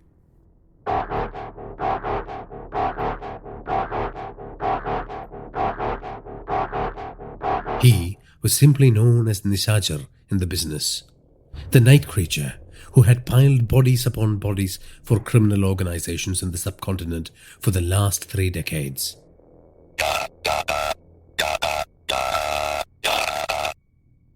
The mafia was not his only client. He had just come back from Sri Lanka after committing at least 40 bodies to mass graves for the ruling government. The Nishajar craved variety, and he knew he was going to get to sink his talents into something really juicy when he parked his black funereal car in front of the dilapidated wooden shack. 3 Mercedes cars were parked in front of it. Men in printed shirts and jeans roamed the perimeter with machine guns. The Nishachar stepped out of the car and breathed in the moist air of the forest. He stepped forward and let two men pat down his lean 5'10" body. They ran their hands over his left titanium knee and his scarred skin with some concern. You did not survive in this business for 3 decades without accumulating a fair amount of battle scars.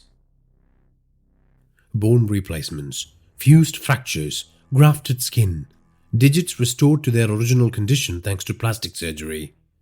The Nishachar was the closest one could come to becoming Frankenstein.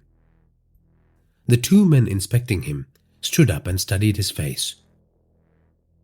They saw the face of death staring back at them. His fair skin, decorated with peppery stubbles, and his midnight black pupils made him look like someone who had stepped out of a 1970s French noir movie.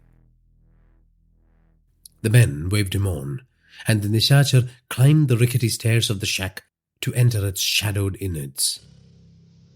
The building was once a Department of Forestry storage space, now reclaimed by the forest and the elements.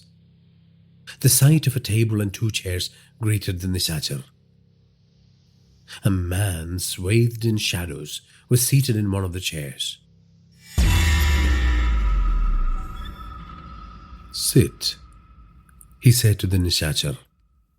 The hitman obliged. The man pushed a photo and a check towards the hired killer. The hitman's eyes widened when he saw the number on the check. He drooled when he saw whose photo it was. "I take it there has been a fair amount of professional rivalry between the two of you in the preceding decades. I understand that you have lost some lucrative contracts because of this man." The man covered in shadows could have been the child of darkness, for he spoke with the assurance of one who had been birthed into its treacherous arms. The Nishachar, a man of few words, did not intend to change that habit for the shadowy creature in front of him. He just nodded.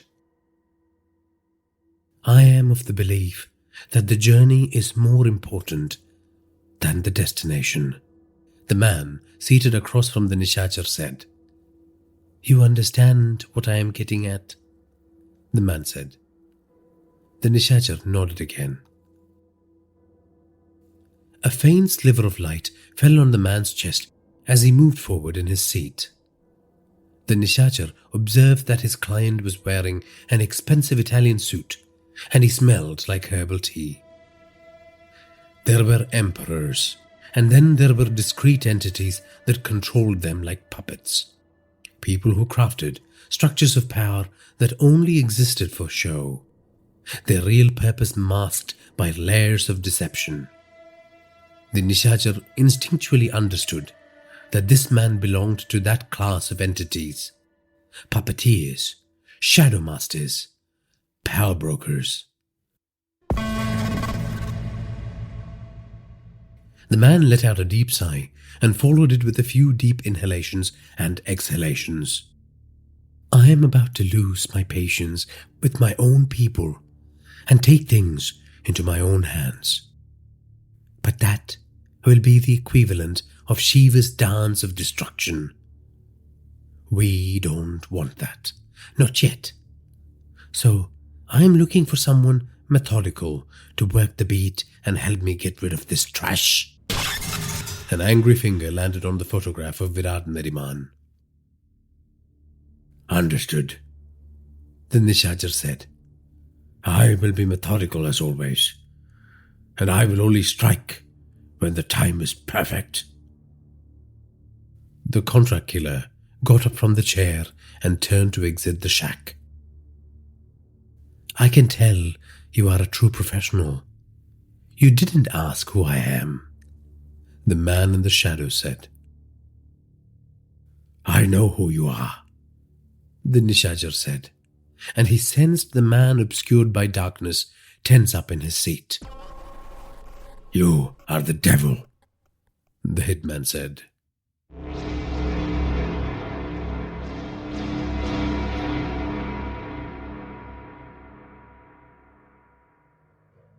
The pastor had a concerned look on his face as he scrutinized the photo on Virat's phone. People used to think we were a violent lot, huh, Brother Virat? He said, handing back the phone to Virat. Virat nodded as he accepted the phone. He had destroyed the SIM in the phone right after he received the photo and the accompanying message. Now that the dead bodies of the pursuers were buried under canola fields and the wrecked vehicles had been crushed into cubes of steel at the local wrecking yard, the loop was hopefully closed. Virat's tormentors couldn't possibly trace him and his son to the pastor's sanctuary. But it paid to be extra wary because the syndicate was involved. Virat couldn't afford to be reckless or slip up anymore. He didn't want one more person to die for his sins. Sartaj Singh, the motorcyclist who had led the gang's rescue effort, came into the room with glasses of salt lassi. He placed them on the table and stepped back, crossing his giant muscular arms across his barrel chest. Tattoos of multicolored snakes came alive as his muscles twitched. Virat was not fooled by the warm welcome he received or the glowing response to his request to offer refuge to Praveen. He knew that in his line of work, everything was a business transaction. All favors were paid for in blood. Sartaj looks after the gang these days. I am but a nominal head. Like I said to you before, we have ceased all our smuggling operations. But should you need us to back you up on anything, the pastor said. No, I can only accept your offer to treat my son and to be his guardian. Beyond that, I will not compromise the safety of your wonderful family or your men. You saw what they did to the people who helped me. I have placed you in enough danger already. The pastor chuckled. Do you think Chettiar's family will retaliate? Sartaj asked. I intend to find this out in a few days, Virat said. Virat turned his attention to the pastor. I'm serious about not compromising your safety. The pastor threw a small plastic bag of white crystals on the table. Our lives have already been compromised by this. Our safety is already forfeit for the stance we have taken against drug trafficking. The pastor stood up from his chair. He towered over Virat as he looked him straight in the eyes. The pastor placed both his hands on the table and growled. Who do you think produces and sells this shit in this region? Who do you think is responsible for the plight of the gibbering, weeping boys and girls in my dormitory? Virat shifted in his chair as he took in the information. You didn't see the bullet holes sprayed onto our walls because I got the men to paint over it. Who do you think does all the drive-by shootings in this region? The pastor continued. I have lost 3 men to these vile bastards, and God knows how many addicts. Virat, you are not putting us in danger. You and your son are in the hotbed of danger, the pastor said before sitting down again. Virat was hoping that whatever option was placed before him was of a defensive nature. That was his plan all along. To get Praveen to this safe refuge and guard him till the pastor healed him and decided to move him to somewhere safer. Maybe even get Praveen a new passport and a new identity. It was all over for Virat, but Praveen was still young. The pastor had contacts in the Vori, the Russian mafia. Maybe his son could have a fresh chance at life in Moscow. Virat would be the watchdog, guarding the gates till Praveen's safety was assured. That was his preference. But if they demanded that he needed to go hunting, he was not in a position to refuse. I will help your son, and I will look after the future of your son, if you take care of the syndicate's drug manufacturing unit in our district. Virat sighed and joined his hands in front of him on the table. Tell me about this place, Virat said.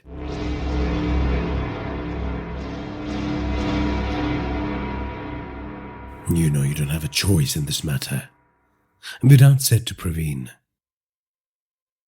They were facing off against each other inside one of the consultation rooms in Pastor Matthew's rehab clinic.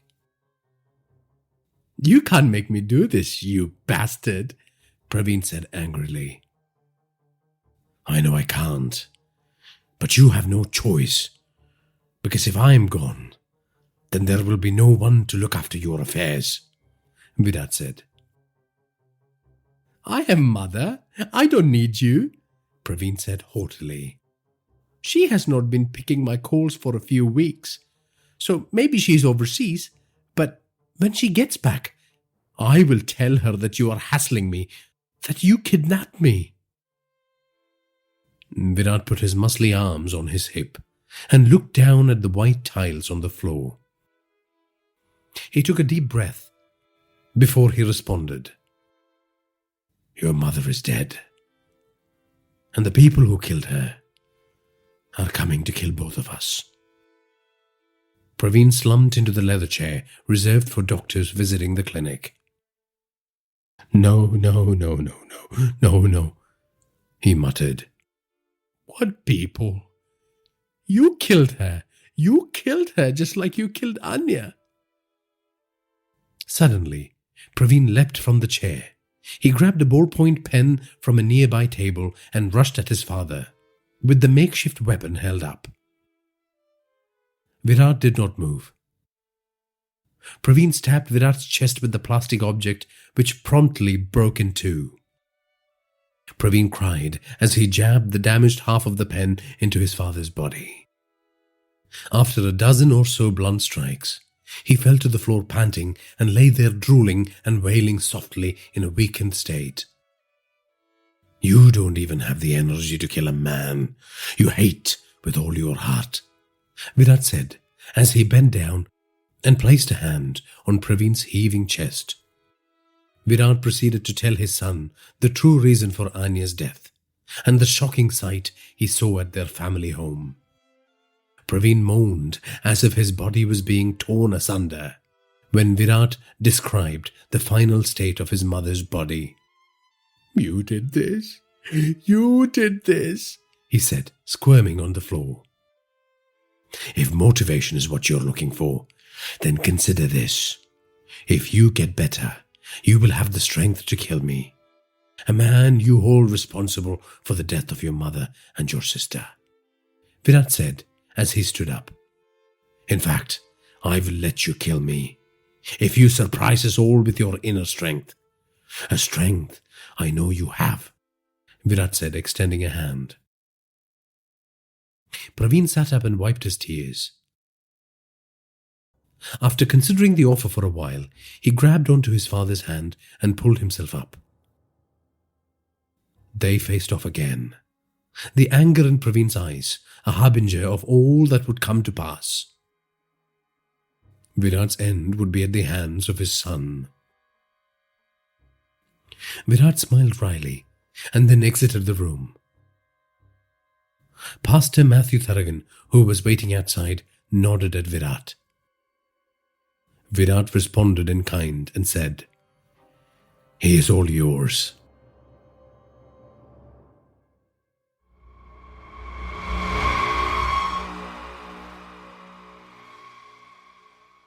Virat stood underneath the shade of an aging tree in the orchard grounds attached to a temple, watching the funeral rites from the distance. He cut a lonely figure far away from the inconsolable crowds as Chettiar's body was committed to the flames. The wind carried the sounds of Sanskrit chants and distressing wails to Virat's ears. His dear friend of many years, the Lion of Bandra, the Chennai king of Smugglers Town, was now a charred mass of ash and bones. He watched motionlessly as the pyre transformed into a bed of cinders. He was preparing to turn around to leave when he saw Chettiar's son dressed in just a dhoti walking towards him. His face was covered in sacred ash and sweat and tears. Virat waited. "My condolences, Nilesh," Virat said, when the 40-year-old man, who was a spitting image of his father, stopped in front of him.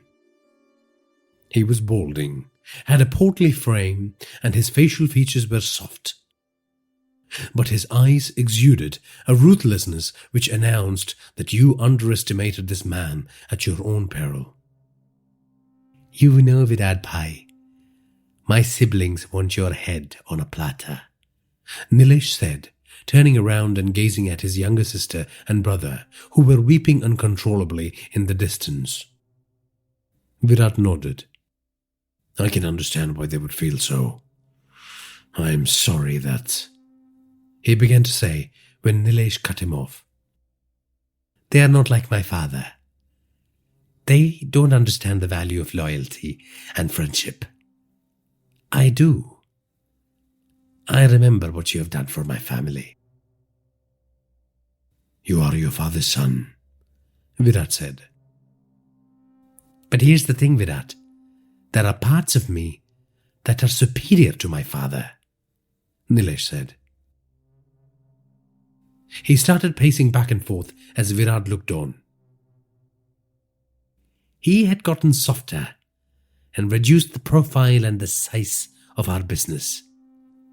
Like a lot of crime families, he decided not to compete with the syndicate. To let them grow unchallenged, not thinking that one day we would become their bitches. We gave up territories when they asked us to take our business elsewhere. We paid them taxes that were unfair to us. We made compromises that were inimical to our friends. "Your father had his reasons," Virat interjected. "Not sound reasons, Virat Bhai," Nilesh said, raising his voice to counter Virat's argument. He stopped pacing and fixed Virat with a steely gaze.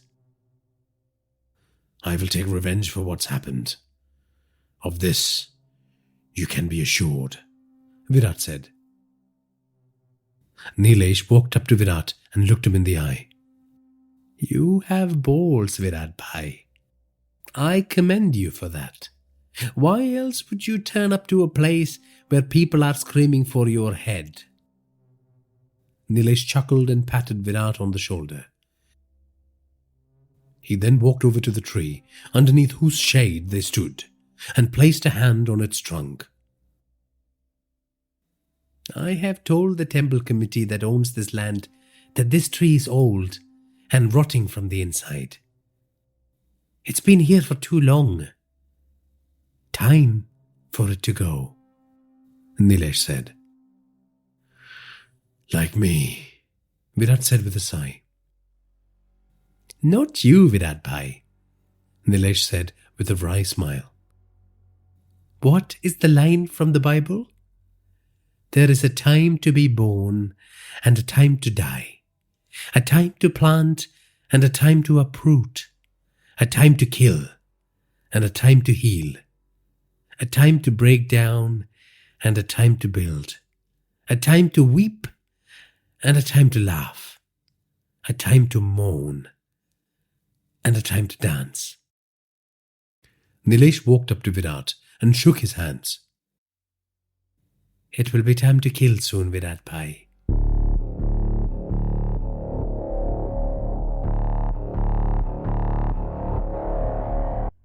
Nilesh pulled back his hand, turned around and walked away from the headman. As he departed, the new emperor of Chettiar's crime empire shouted, "Keep me posted on what's going on." I will, Virat responded.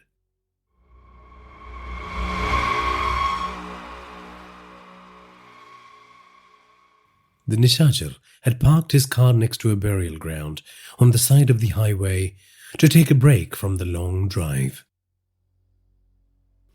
He was on a journey to fulfill the instructions delivered to him in that dilapidated shack in the middle of the forest. Savor the journey was the directive, so the Nishachar made a quick call on who he needed to hurt to leave a dent in Virat's psyche. He was leaning against his Volvo, smoking his favorite brand of bidi and savoring the golden dawn that spilled across a shrubland, when two young men with machetes decided to jump him. "Give me the fucking car keys, man," the buck-toothed kid said. "Yeah, do as he says," his companion said less convincingly. The hitman kept smoking, pretending to be oblivious to the threats. The buck-toothed kid slammed the machete into the car's door, rending its beautifully polished paint job. Now he had the Nishachar's attention. The killer threw the bidi away and turned to inspect the damage. He then spoke to the reluctant accomplice of the brat who had damaged his car. "I'm going to make you a deal. It's a one-time offer. Your chipmunk friend here is going to die, but I will let you live if you play soccer with me after I have dealt with him." The kid did not know what to say. He looked at his friend and then back at the Nishachar. He saw shoals of dark energy swim in the murderer's eyes. He realized that there was darkness in the world, and then there was the ink that crafted that gloom. This man was a creation of that primordial element. The scared kid nodded in agreement. The buck-toothed kid peed in his pants. After he had shot the wannabe carjacker, the Nishachar used the machete that lay next to the limp body to sever his head. He picked up the bloody trophy and walked with it for some distance before planting it on the dry soil. The killer smiled and surveyed the surroundings. When he was satisfied with his assessment, he turned to the kid who was alive and said, "You see those trees over there? That will be the goal post. Let's play."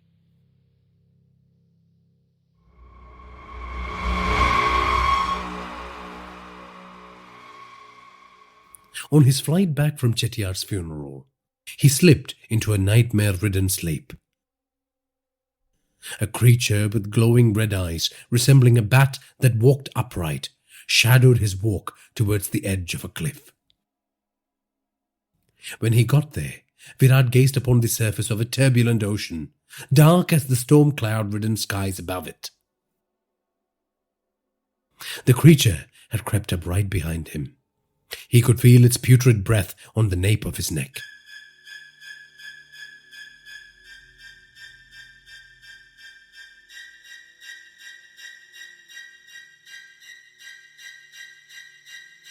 "Jump," it said. So he did.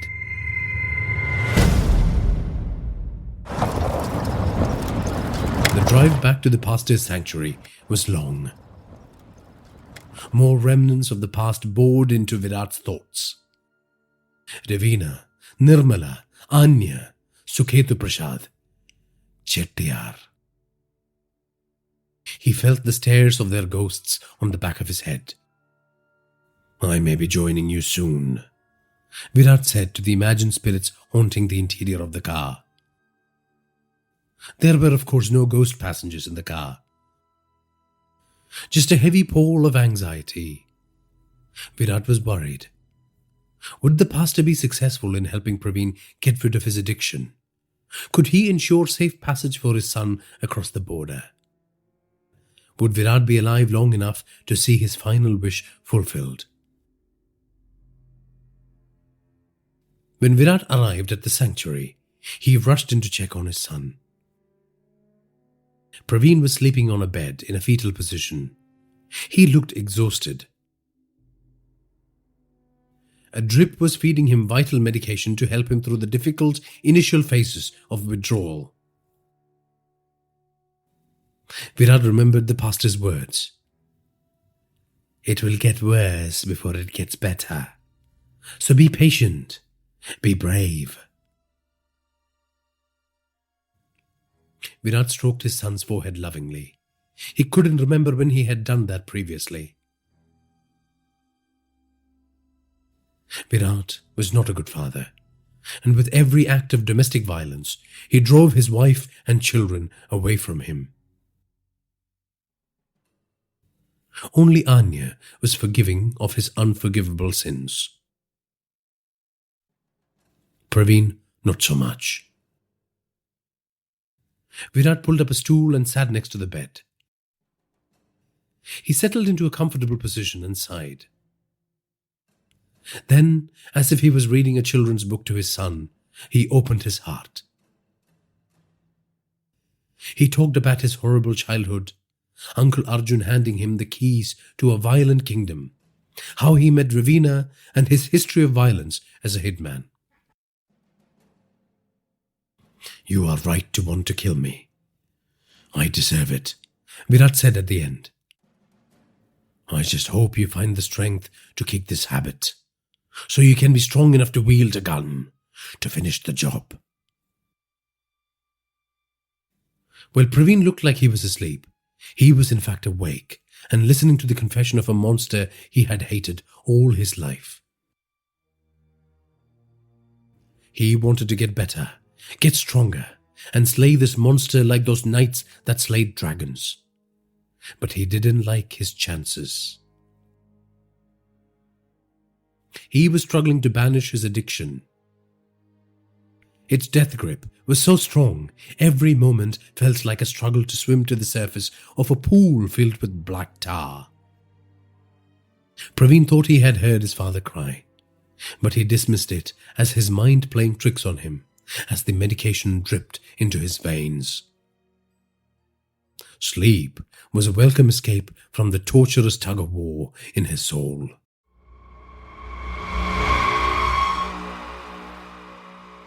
Praveen broke out of the sanctuary just before sunrise. He didn't feel confident stealing one of the heavier Harleys, so he jacked the small dirt bike which belonged to one of the chefs who serviced the homeless shelter. He had fought the demon in his soul with determination for several days, but eventually the gnawing hunger got to him. He was ready to give in to temptation. Praveen knew the easiest way to get a quick fix was to return to the drug den where his father had found him.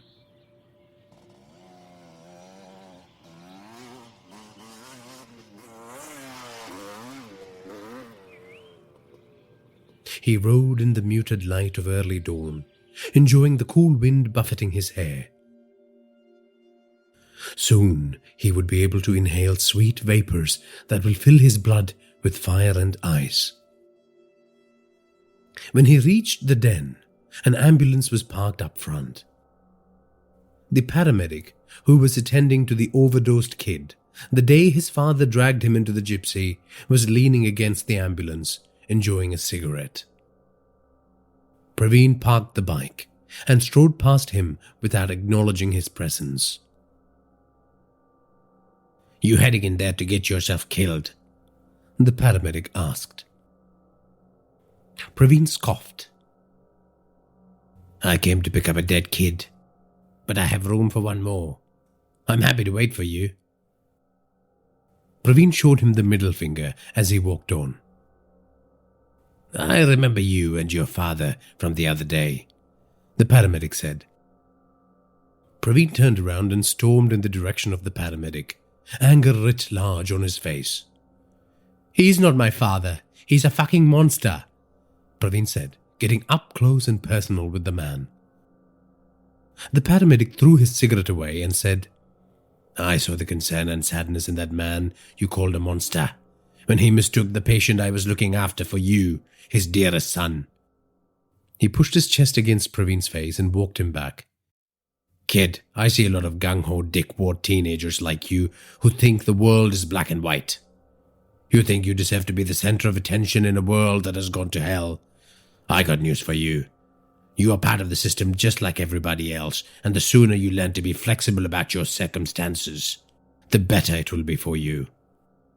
And you could start with flushing down some of those shitty thoughts filling up your brain, like the fact that you think your father doesn't love you. Now, I don't know what he's done, but I refuse to believe that man has only wronged you. Find what is right with the cards that you're dealt with, and play the long game. Don't end up in a morgue before your time, kid. Praveen looked flustered as he stepped back and surveyed his surroundings. The dilapidated joint, just like its transient pill-popping occupants, was a monument to decay. If he stayed on, he would become part of its rot and demise. The paramedic's words stung him. He no longer felt the impulse to drown his pain in the miasma offered by drugs. For now, anyways. The need would return. It would conquer him again. He would make the same trip. Did his father love him? Was that man capable of acts of affection, given his violent history? Sure, he was trying to be a responsible father recently, but how much of that was an act? Was the paramedic right about his worldview? Praveen knew the answers could not be found in the hallucinogenic crystals offered up by the drug den.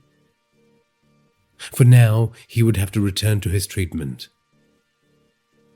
He gave the paramedic an apologetic nod and then jumped on the dirt bike to head back to the sanctuary.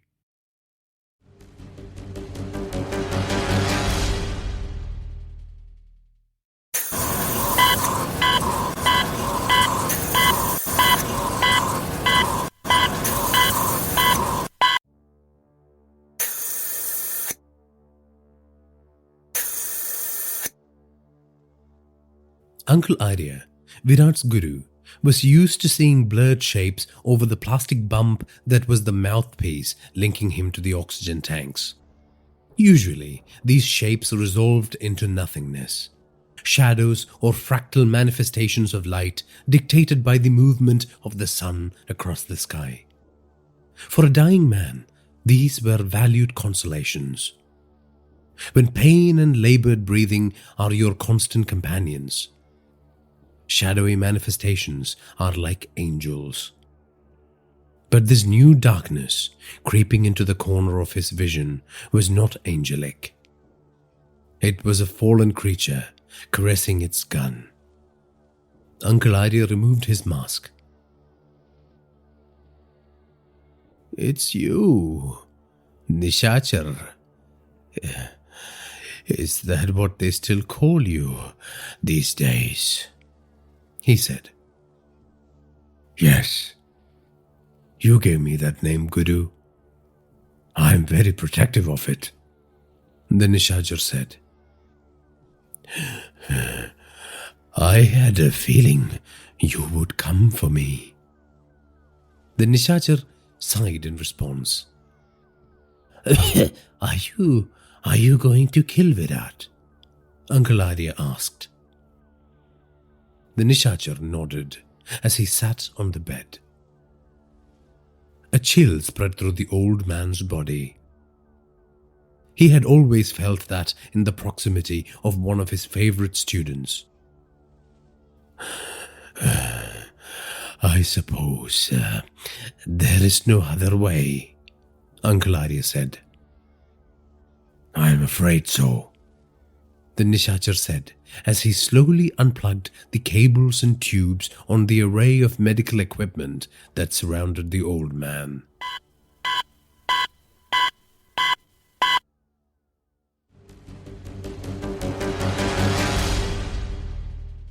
There is only one entry point, a heavily guarded gatehouse.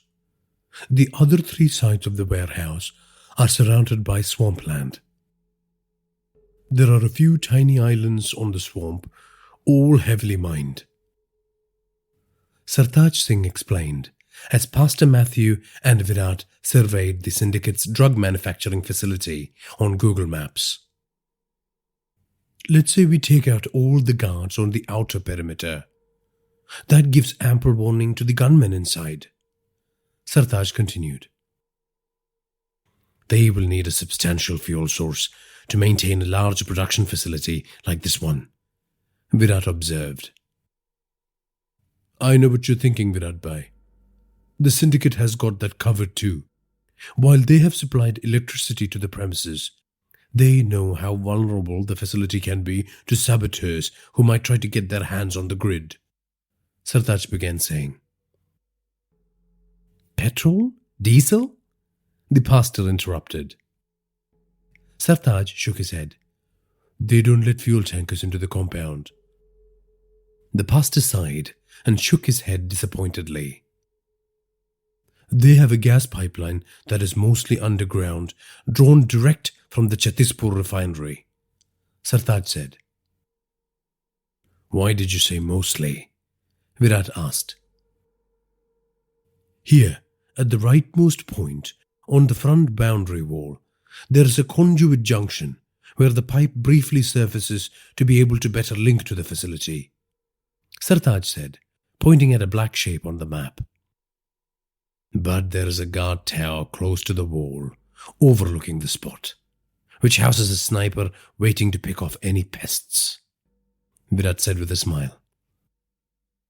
Sartaj nodded. The pastor made a sound. What are we going to do, Virat Bhai? Sartaj said, with a frustrated look on his face.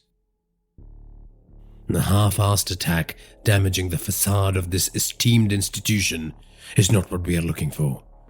We are going to burn this thing to the ground, Virat said.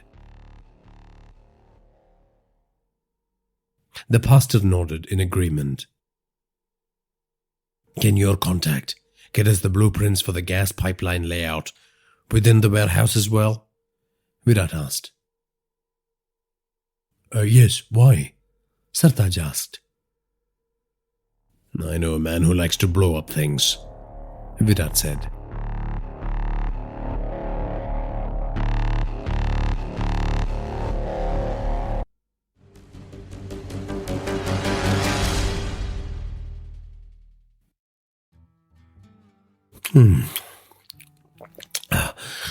They killed the horses?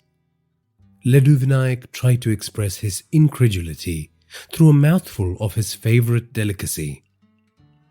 Virat nodded and smacked his lips at the same time. Bastards, Vinayak said, rubbing crumbs off his palms. He was seated on a milestone marker on the side of a highway, next to his parked Mercedes-Benz Sprinter panel van. Virat had just finished recounting the events of the past month and his initial thoughts on the plan to attack the syndicate's warehouse. Vinayak had gone through an entire packet of laddus during the duration of the tale.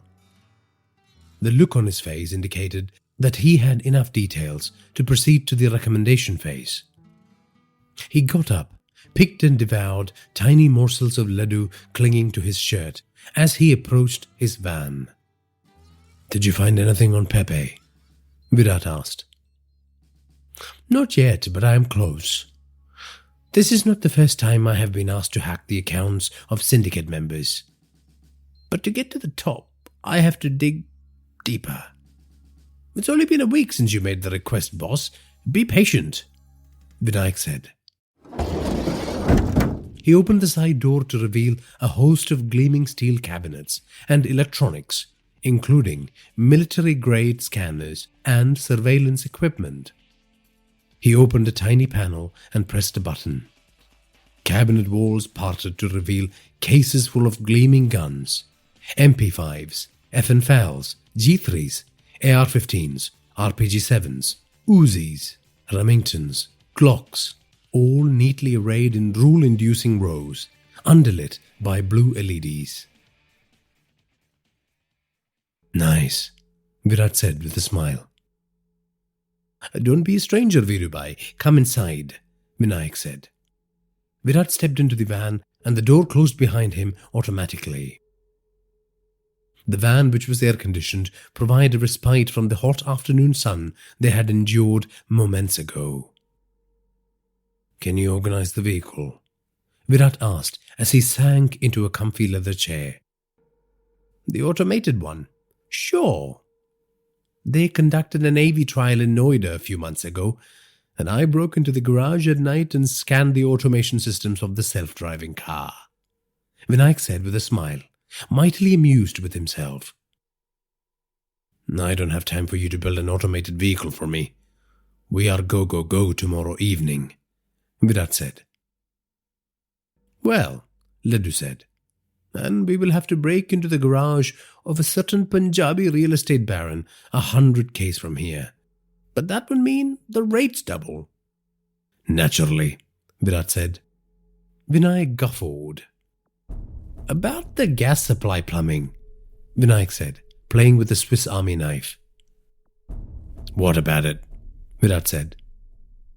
"There are these Chinese probes the size of little goalies used to map pipes in their strategically important installations. They're used to check for surveillance bugs or damage caused by saboteurs. It can propel itself through the pipes and get to where you want it to go," Vinayak said. "And you can rig it to explode?" Virat inquired. It was Vinayak's turn to say, "Naturally." "All right, let's do some gun shopping," Virat said with a twinkle in his eye.